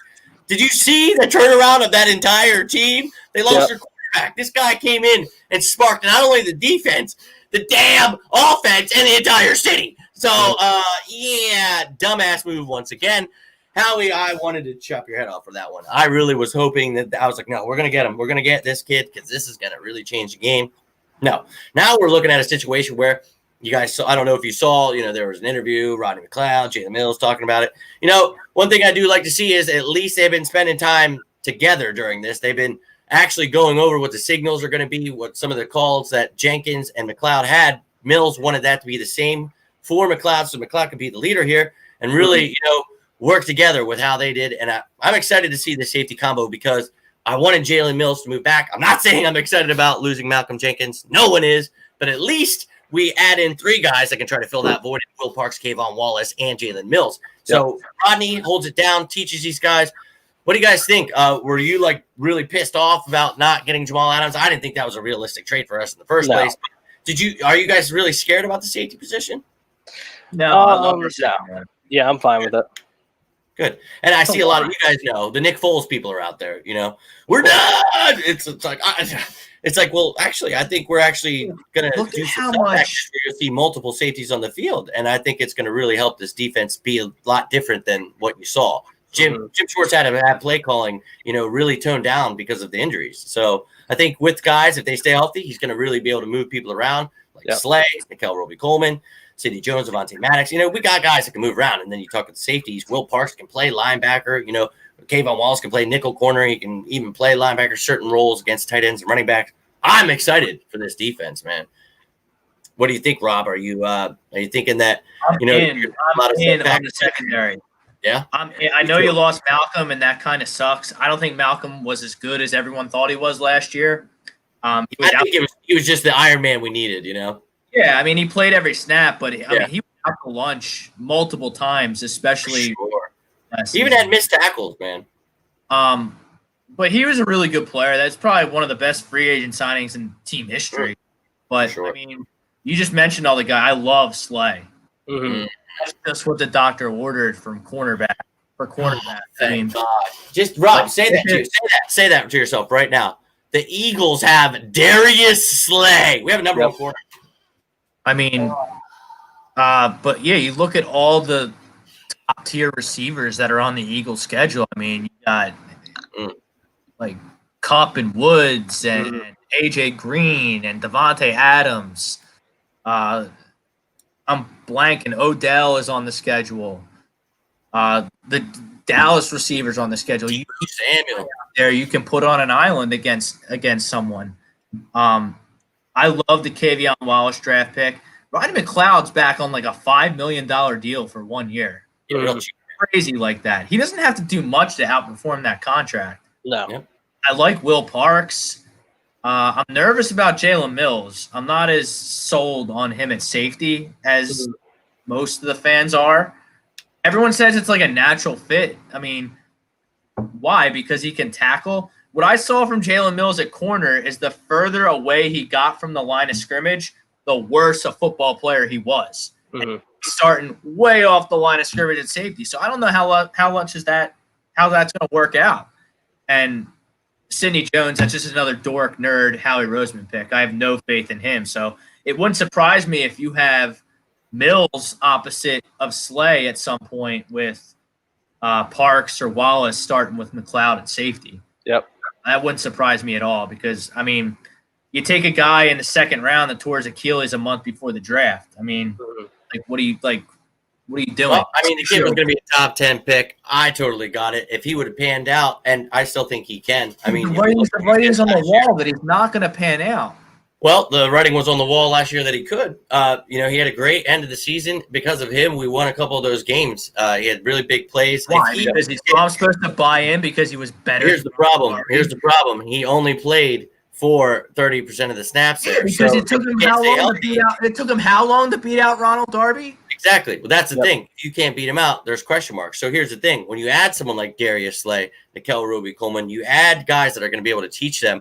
You add an actual defensive back coach like Marcon Manuel who can come in and help these guys.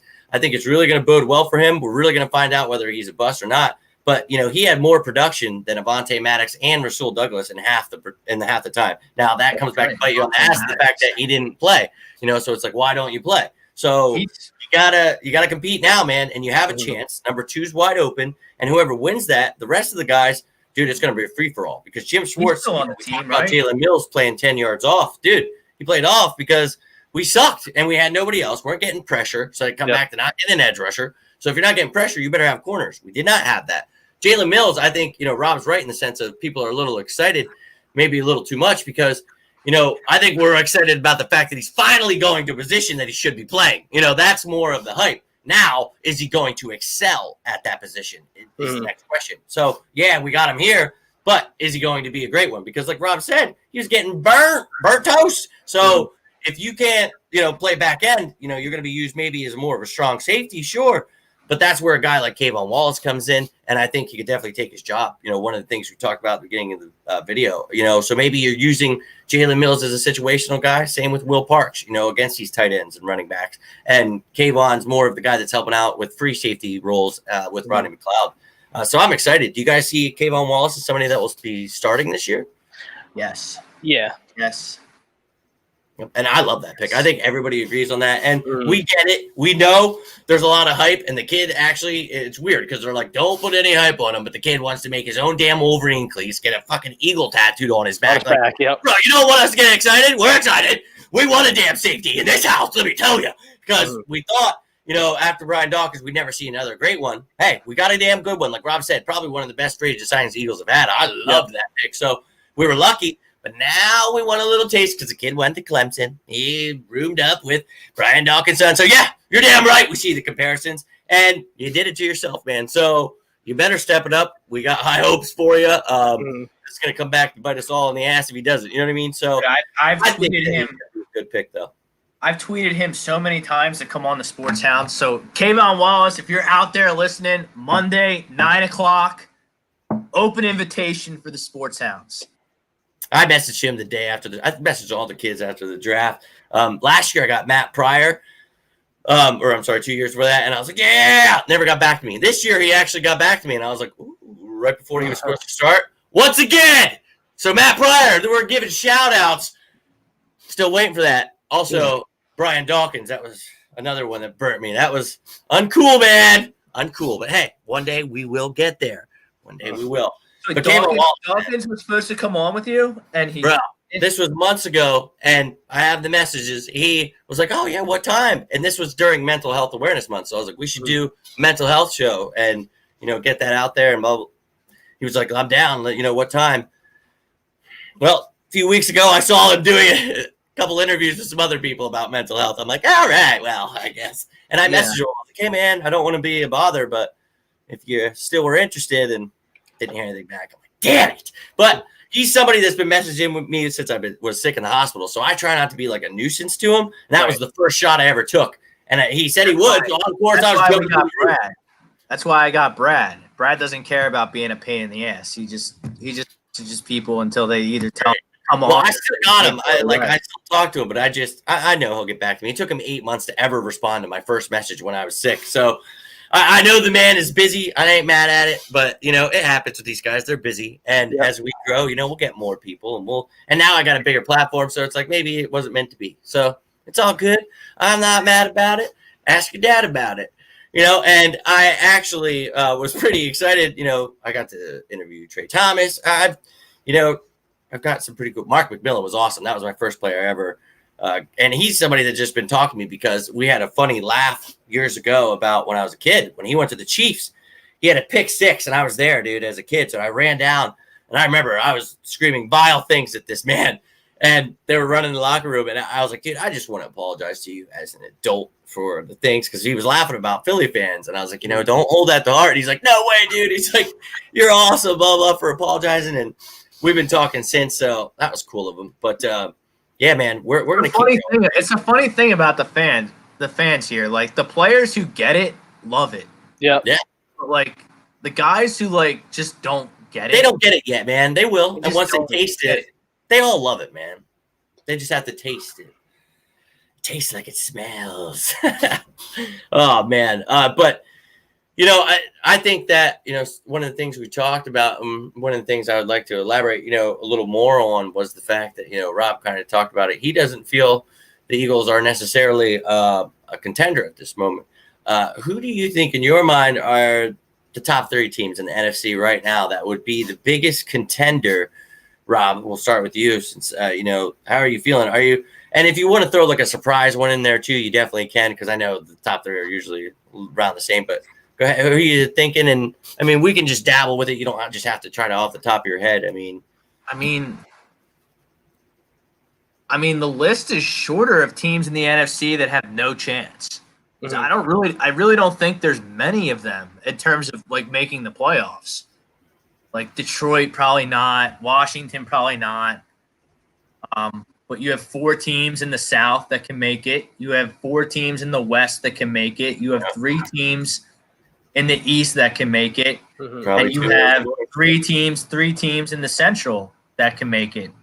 I mean, I guess to go with a surprise team, I guess the Bears would be my surprise team, potential surprise team. Nicky Six. I mean, I'm not going to talk about Nick Foles because I love Nick Foles. Mm-hmm. He's a good player, but I mean, their defense is fierce. Yeah, for sure. They can really hit teams in the mouth. I mean, they have Khalil Mack. Fuller, dude. He is one of the underrated corners, man. Mm-hmm. Yeah. I mean, they have a lot of guys on that defense. So it wouldn't surprise me at all if they were maybe better than the Packers and maybe finish second behind the Vikings in that division. But the top 3 teams in the NFC, I really don't think it can be argued that it's Seattle, New Orleans, and Tampa, in whatever order you want to put them. I mean, that's definitely up there. You're looking at those teams. You talk about the West right there in itself, the defending Super Bowl champion Niners. I think we all agree that, a lot of teams, and I think this team is going to be one of them, struggle the next year, with that hangover. So I think they might see it. But you got teams like the Rams, The Cardinals are a sleeper team to watch out for. So, this is actually an NFC race where I'm intrigued by, because with that 7th team, a team could sneak in and really upset some people. Like Rob said, the Bears, not just because of Nick Foles, they've got Allen Robinson. They've got weapons that, if Anthony Miller pans out, Tariq Cohen finally starts coming to his own, they could really, who knows if Trubisky, we'll see. But they got Nick Foles. I love that back, too, that they have. I forget his name off the top. Montgomery. Yeah, him from Iowa Montgomery State. and Tariq Cohen are a nice I liked him in college, too. I liked him coming out of the draft. I think he's a good player. I agree with you. And, you talk about the Bucs. I don't know if I'm ready to crown them as one of the top 3, but if you have Tom Brady, one of the greatest quarterbacks of all time, it does put you up there. So you're looking at that offense, Bruce Arians, what they were able to do to people, and their defense was getting better. They're definitely up there. They're in a division with, the Saints. The Panthers adding Teddy Bridgewater. That's going to be interesting to see what happens there. So a lot of teams, the Falcons, they have all like first-round picks on their damn offense. Defense was getting better. So it's intriguing there. And then we talk about our division. So, yeah, you're right. I don't see the Eagles as necessarily right now on paper as one of the top 3 teams. And I like your 3 there. Jake, now what do you think the top 3 teams are here? Obviously you have your San Frans of the world. Maybe Dallas gets in there, been just is hot all season. Obviously you have your Saints, but they tend to boil over once the playoffs actually start. So who knows there? But you have your Tampa Bay Bucks, but again, Tom Brady's in a bit of a different system. Obviously, Bruce Arians being the quarterback whisperer that he is, it also helps Brady. So there's a bunch of different things that kind of go into it. I think the top 3 is pretty straightforward and self-explanatory, but I think an interesting one that you're talking about a surprise, Jimmy. I think with me, I'm kind of in between the Cardinals and the Carolina Panthers, but I'm leaning towards the Panthers, to be honest with you. I for whatever reason, I don't know why, I've always liked Teddy Bridgewater, and he showed me a lot what he did with the Saints last year. So I think as my surprise for the playoffs, I think I'm going to go Teddy Bridgewater carrying the Carolina Panthers to the playoffs. I like that a lot. He did really well when the Saints lost Drew Brees there for a little while. To address the clown in the comments here, to be the defending NFC champions in the Super Bowl, that's how you get to the Super Bowl. Obviously, the Chiefs won the Super Bowl. I really don't know what Callie from Texas is trying to talk about, but clearly probably a Cowboys fan upset that they don't understand football. Hey, that's all right, man. I'm glad that you tuned in tonight. We're going to teach you a little bit. Yeah. Do your best to follow along, brother. Trayvon Dixon, what is going on, man? Thank you for tuning in tonight. JJ Trilla mentions here, Zeke had the most touches of his career last season, yet Dak still balled. They had one of the best offenses that they've had in a while. He talked about Romo, Barber, T.O. days. They've had some damn good teams. I don't know if that team's up to par, but adding someone like CeeDee Lamb is definitely going to help them. So, they lost Jason Witten, but geez, man, that guy, I can't believe he was even back. But they got Blake Jarwin. They've got some other guys they're pumped about. Smith, good for them. But Charles Matthew says down here, Cowboys suck. So in the end, that's what it comes down to. But no, they're going to be a good team, man, and we're going to compete. But back to talking about, sorry, I had a detour there for a second because this guy clearly doesn't understand what I'm saying. So, once again, the 49ers are the defending NFC champions that were in the Super Bowl. So these guys, probably one of the top teams, but in my mind, I think they fall out of the top 3. So I'm going to agree that it's probably the Seahawks, the Saints, and for me, honestly, I can see the Bucs because they are damn good. But oh my God, I really feel like, I don't know why, but that Cardinals team is going to be something special. And I think that Rams team is going to be. So I think all these teams are going to make it harder for each other. I don't know if I necessarily see the Bucs as number 3 right now, man. I could see the Eagles getting in the top 5, but I don't know if I see the Eagles top 3. So that leaves me to really think, the Falcons, I think, will be decent. You're looking at teams like the Bears. I think they'll be a sneaky team. I love the Panthers pick that Jake had said. You talk about Christian McCaffrey. My God, the kid's got talent. They've got some really speedy receivers. So I'm excited. any more sleeper teams that you guys had thought about that maybe you see? Just one more thing about the Bucs, Jimmy. I think people forget that they had the best defense against the run last year. Oh, that's what I was talking about. Their defense is definitely good. They were horrendous against the pass, but yes, they were one of the worst. Yes, they were like I think that was the split though, best and worst run versus pass. So, they're not gonna, if they can get that pass defense up to like 20th with Tom Brady's not going to throw 30 interceptions like James Wilson did last year. I mean, I get it. There's a lot of good teams, but I don't know. I just see Brady on a mission this year to prove everybody that he made Belichick look smart, not the other way around. Because Bill is a 500 coach without Tom Brady as a starting quarterback. I agree with there without Brett Favre. Like, I think he's how good are you? I think he's definitely going to show the world that he definitely did not need Bill Belichick. I think Tom Brady, I hate him and I hate the Patriots, but I'm not going to ever sit here and say he's not the best quarterback that I've ever watched. So, I mean, he's going to definitely make them good. So they're going to be contenders. I think the Vikings will be in there like usual. But honestly, when I think about it, really, I might kind of agree with you. Maybe the Bucs are up there just because you had someone like Tom Brady. We're not there yet, but I think – we could definitely move our way up. But on paper right now, if you're going to go, that's a veteran guy that's won the most Super Bowls. So, hey, I like it. I really like what you guys had to say there. I think really the Arizona Cardinals are the team that I think, I would pick out of. I love the Bears. I love the Panthers picks. But the Cardinals, we talked about Kyler Murray. I think, you guys definitely agree that this kid is going to be something special. He works on the fumbling just like our quarterback, but they just added the best receiver in the game, if whatever you believe with Julio and him and Michael Thomas. But, he's one of the best. And they were doing pretty damn well with Kirk and Fitzgerald. So Kenyon Drake was a blessing in disguise for them. I really think this is going to be huge for them. So that's a team, and with a damn good defense building on that. You still got Patrick Peterson. You did lose the Honey Badger. That sucks. But I still think that they're a pretty damn good team. So we'll see. Division 6-0. That's a great one. Do you guys think, back-to-back was something that Jake mentioned earlier. Do you think that that's something that's possible? We can go and be back-to-back champions for the first time in almost 17 years? Yeah, they can win this division and be back-to-back champions. They're not going 6-0 in the division. No, you don't think so in that? I don't think so either. I think Cowboys and Giants could definitely ridiculous. Just even if the teams that just the rivalries within the NFC East, we had Artis Hicks on, the Sports Hounds. We've had Freddie Solomon on, and they all say that of all the places they played with, the NFC East is the most intense, fierce rivalries of any division that they played in. For sure.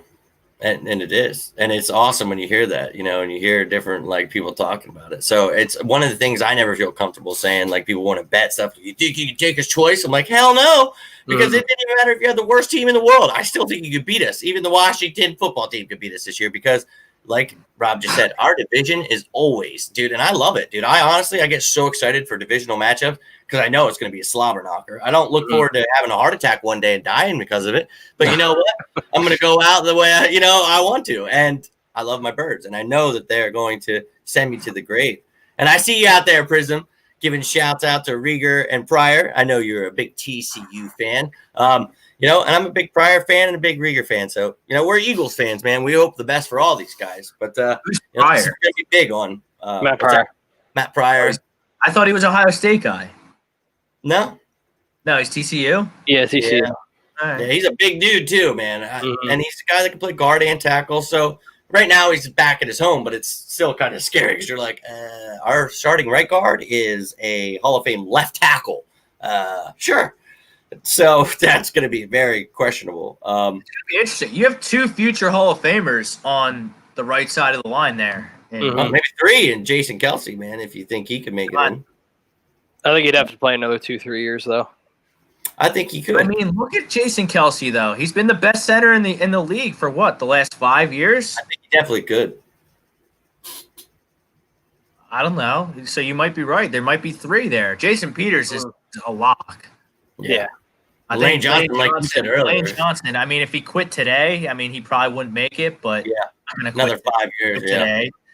He's got plenty left in the tank, and you know, I don't know. You got, and who knows what Brooks? I mean, Brooks probably not a big enough sample size to be talking about that, but he's been the best guard in the league for what, the past 3 seasons. He really has. Walked in the door here.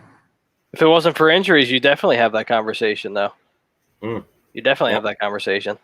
And that's crazy, man. And we've been blessed. So, you know, Rob talked about it in the beginning of the show.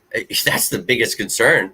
Running the ball was one of the ways we won the Super Bowl. So we're going to find out week 1. We've got a tough test. You know, you got a tough front 7 in the Washington football team. And literally, if you can't run it on them and if you can't figure things out, we're in some trouble. Because then you got the Rams who got some edge rushers too. And then you got the Bengals who've got some guys in Dunlap and Johnson. They've still got guys that can play. So I'm intrigued by this season, and I'm intrigued to see what's going to happen there. But that's a very big concern. Just because you add, this isn't Madden. You don't just add JP in there. No, well, we're good now. There it is. We feel confident because of the guys that are around them that they'll try to teach them to the best of their abilities, but we have no idea what that's going to look like physically. So we're going to hold on and pray to the dear Lord we find out because, like we said, we've been having walkthroughs. So, you know, you heard a little bit of what they've been talking about lately. You know, they are excited that they've had more time to actually just have one-on-one talks with these people, really get to know the system and things like that, which is good for you. But obviously, we're just trying to take positive from it. We know that you got to be on the damn field. We get it. But they're doing what they can. And technology, you know, with technology, thank God. You know, Doug, what's the deal with Doug? Coronavirus, dude, and he's virtually helping. And, you know, Deuce Staley, you know, a great guy to take over the reins. He talks every morning to Doug Pederson. Doug tells him what they want. We're going to go over, and it's just a smooth system that just keeps going, dude. And this is there an update on Doug? Like, well, Doug's asymptomatic, so he's fine. It's just one of the. He's just going to be out a couple weeks. Get 2 negative. Like the 99.5% of people who survive from the coronavirus. Well, we don't know because unfortunately, this thing leaves you with lifelong conditions for a lot of people. So we're going to hope that that doesn't mean him. But we'll find out. Now, if he is fine for 10 days and has 2 negative tests, he will be back in action. So he'll be back before we even get into pads. So let's just hope that everything is going well for him. He's staying quarantined. Everybody's doing what they got to do. Press Taylor hopefully didn't catch anything. Hopefully Lane Johnson, Nate Gary, and Jordan Mailata. Maybe not so much Mailata. I doubt he makes it. You know, hopefully these guys get healthy. Don't catch it and come back. Have there been like I'm kind of playing catch up because I've been with the golf, the hockey, and the baseball. So like, has the NFL have they had a lot of positive tests or? Well, 69 people dropped out. I don't know the tests. The tests aren't too high. Yeah, I saw Tre'Davious White dropped out from Buffalo. That's a big loss. No, he didn't drop out. He was going to, but he stayed in. Yeah, he's staying in. He was talking crap to people, I guess. I was like, wait, what? And then he stayed in. I was like, all right. He said, if I choose my family, and then he didn't choose his family. Yeah, that I thought that was weird. Okay, I'm not the only one that got confused. Yeah, by that. So like, are you opting out of that, or? Yeah, he's like, oh yeah, I'm not opting out. Well, my other issue was with Odell. If anyone saw Odell's comments, he was trashing the NFL for not handling the COVID situation properly. He's like, yeah, I said all that, but I'm not opting out. I don't know why anyone would think I'm opting out. Why? Why you just freaked out? Because freaked out on Twitter. Right? Yeah. I mean, if anything, I'd stay there because it's like if you get it, at least you know you're still making $10 million that year. And exactly. Health, like right. Instead of the $350,000 stipend you're going to get for opting out. Hey, that's just me though. And those guys, you know, you think everyone's doing what they can, but you know, Doug was all kind of cocky about it, to be honest with you, a week ago, and then he got punched in the face, and it was like, oh, because he was like, it's so safe here. You just don't have to worry about anything. And then it was like, are you fuck? I was like, I'm done. I swear to God, if he has it, and I'm done. But thank God. He guaranteed a victory again, Jimmy. He guaranteed a victory again. Yeah, he's got to bail. He's got to bail on that. Oh, my God. We love the big balls, Doug, but there's a time and a place. It's not about talking about it. It's about being about it, dude. So, right. Is that really – that seems like kind of a lot. 69 players opted out, and I think that 8 of them were like Patriots. 8 of them. It was like 8 of them. Yeah, 8 or 9 of them. Yep. Because what Robert Kraft gave him like a little envelope of cash to be like, yeah, they're tanking forever. We opt out. We're trying to get this quarterback from Clemson. Yeah, we're trying to get Trevor Lawrence. So. Little HJ under the table. Exactly what's going on there. He's like, I know a couple places in Florida you can go to. Yeah, exactly. Yeah. Take my jet, I'll go to the massage parlor. DB getting HJs. All right. Acronyms for days. Freaking Lions got TCU, big boy, Big V. That was a big loss for us. We talked about that. So bringing Peters back kind of helps there. He's a good player, but he's way overpaid by them. But he got overpaid. Yep, exactly, Rob. All the position. It's the demand of the position. Yep, and exactly. That's right. When you find a guy like that, you're like, shit, better than nothing. And they lost Ricky Wagner, right? So big for them. Cowboys will be at the bottom, Trim Matthews says here. Yeah, man, I don't see that, but I see Washington at the bottom, then the Giants. We had mentioned that. I think we all agreed, and then the Cowboys and the Eagles. But it's going to be a tough race. It's always a tough division, but we think we could definitely get back-to-back for the first time in over 15 years. That would be great. Brooks, most underrated. I don't know, Try Matthew, just because if you see it, you'll see it, and that's the thing. It could go from the NFL 100 or the PFF Jaguars asshole. It doesn't matter what you call it. Brandon Brooks is a guy that you're always finding on these lists because he's actually one of the best damn players in the league. If he could stay healthy, yeah, he'd be a Hall of Famer. We'd be happy. But guess what? The last few years, I'm sick of having to post about how happy I am that he recovers. I would just rather be happy that he's healthy. So why did you draft a quarterback again at 53? All right, I'll stop talking about that. Oh, my God. Does that says TJ Mosley on the Jets opted out. Yeah, he did, man. Yep. And he was hurt all last year, so crazy. I'm just looking at the list now. Yeah, there's some big ones. That's the only one that jumped out at me, and then Patriots 1, 2, 3. Hightower was one. 3 starters.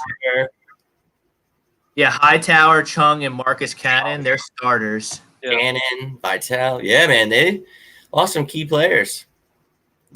Other than that, it's kind of Chance Warmack. He was a high draft pick. He's opted out. Mm-hmm. Old Chance. Remember him? Yep. I think he was on the Eagles. Wasn't he on the Eagles? Yeah. He went with the Titans to here, and he got to start a couple games, actually. Play a couple for us, but he was never anything. I was hoping he would ban out, but yeah. But a lot of these guys are just taking the $350,000 and the. If you're not going to make the team. I mean, you take the $350,000, but hey, you accrue a pension year. Yep, exactly. You're that's good. The thing.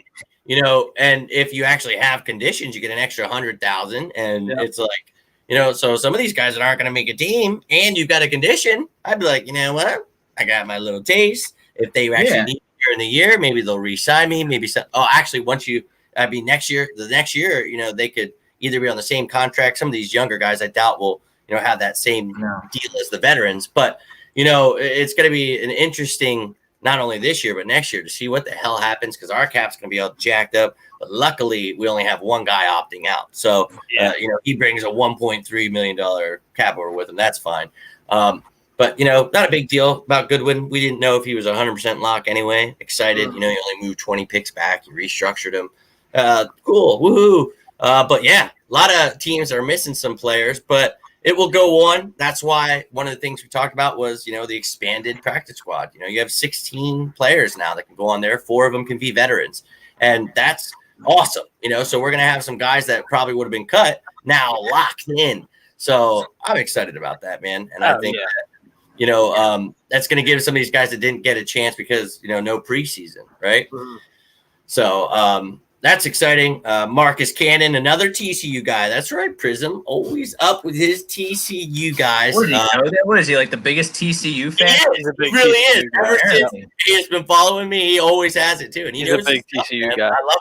I guess he's like Chucks, and he loves the Jaylen Reagor pick. Oh, I love Jaylen Reagor. I know you love him too. Oh, I can't wait to see this kid fly. And that's the thing.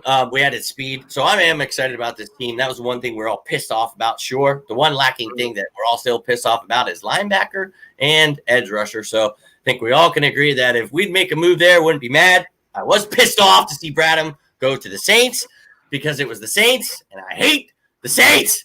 Yep. So I thought Brad would have been the guy that could have helped some of these guys that haven't been in the system, but with Jaylen being out, we really don't have anything. So TJ Edwards is a tackling machine. That'll work on your damn coverage skills, and we'll see what happens there. But we like the secondary. We like defensive tackles are amazing. Hargrave and Cox with, oh, my God, Malik Jackson and then Ridgeway. Like, that's fantastic. But edge rushers are questionable. So there are some questions for this team, but we at least added a number one corner and speed. So I can't bitch too much. I am happy about that. So Rieger, come out, whoop some ass, dude. You know, with Goodwin gone, you got the doors wide open. And now Greg Ward, Hightower, Watkins, you guys have a better chance of making it. So I'm excited.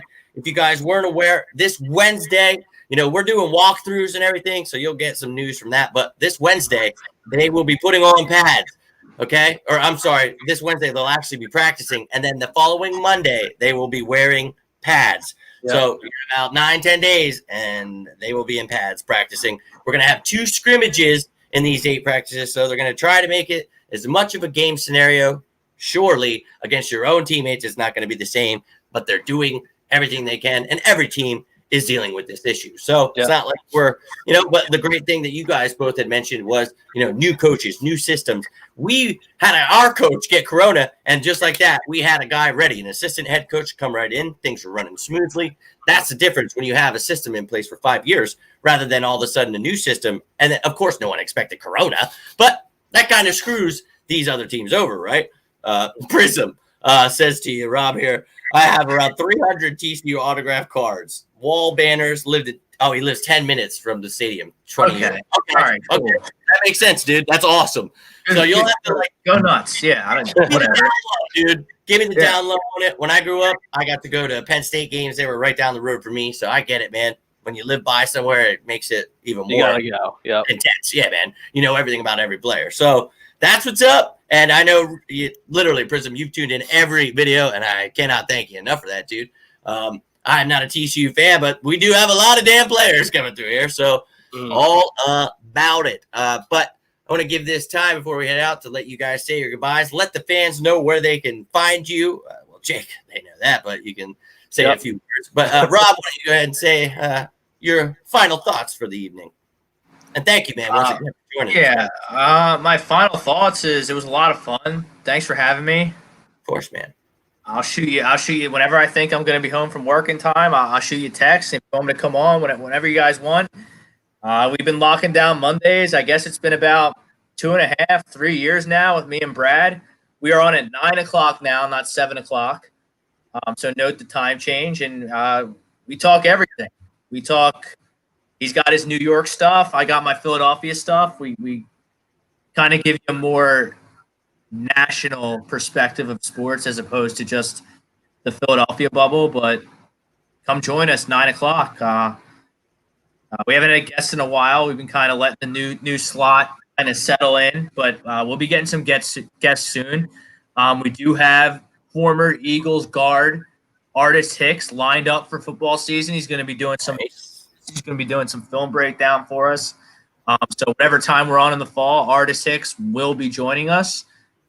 Still ironing out the details, so keep it locked in on social media for details on that. I can't believe it's like training camp already. Like right. The season, like and baseball, hockey. We have like the explosion of sports, and like I'm at work all the time. Like it's just been flying by, and like it's a football. It's here. It's already here, basically. Yeah. I'm getting group texts about fantasy football leagues. I'm like, what the fuck? It's way. I look at the calendar, and it's like it's not early at all. Like we got to get this stuff on the calendar. Especially since there's no preseason. Yeah, you don't have to worry about it. We'd already be playing right now. Yep. It's nuts. But yeah, guys, you know, you can find him Mondays, 9 p.m. like he mentioned. You know, the schedule changed from 7 to 9. Sports Hounds, him and Brad, you know, and there is all kinds of shows on this platform, guys. A2D Radio does anything from soccer, baseball, anything. You can find shows every single night. This is just your Friday night Eagles town, baby. So even if you're not an Eagles fan, you guys can throw whatever questions. We'll talk whatever you want. But there is so much for your little hearts to get filled there are so many shows for you guys to check out. So check out A2D Radio. Please check out all of the shows, all of our sponsors. We talk about Philly drinkers. Check them out for all this merchandise. And Buck Services, our gutter guys, and BUCKservices.com. You can also check out our doc, Dr. Paul Vidal. He is our doc. Make him yours. Best in the business, Dr. Paul Vidal. And that is at specializedphysicaltherapy.com. I thank you guys all so much for joining in. Now I'm going to give this last part to Jake here, say a few words before I give the full goodbye. But Jake is, if you guys missed in the beginning, going to be my co-host for the future. So why don't you give us a few words before we go on? Yeah, so obviously, Jimmy, I've done shows with you before. And everyone already knows they've seen me on Saturdays for going on 2 years now. And obviously, due to work constraints, I'm not going to be able to do Saturdays anymore. So obviously, we talked, and I'm going to be doing shows with you moving forward. So it's going to be a lot of fun. Going to be having a lot of good conversations, especially once Eagle season starts, hopefully a couple banners back and forth, maybe a couple disagreements, but it's going to be a lot of fun. I'm really, really excited for it. Definitely. And, when you came to me about it, I couldn't have been more excited because, I love having you guys on, and I want to bring, as much as I can to the fans, many different angles. I love agree to disagree is the platform, baby. So that's what we do. And I love when we can give the fans as much as we possibly can, So Jake is going to be a guy that's going to be here every Friday with us, guys. He is the co-host of On the Road to Victory. Rob will try to make it as much as he can. You know how it is with Rob, Tom, those kind of guys. We'll try to bring on as many guests as we can. We'll start getting some players, doing what we can for you. But we just appreciate the fact that you guys take time out of your Friday night to tune in. Thank you, Todd. Thank you, Gavin, Prism, Don, everybody that tuned in tonight. Can't thank you enough. Rob, thank you so much for joining us tonight. Jake, appreciate you becoming my partner in crime, my friend. Can't wait for next week. So, everybody, thank you so much. I hope you're all having a great night. Stay safe, stay sane, and as always, go!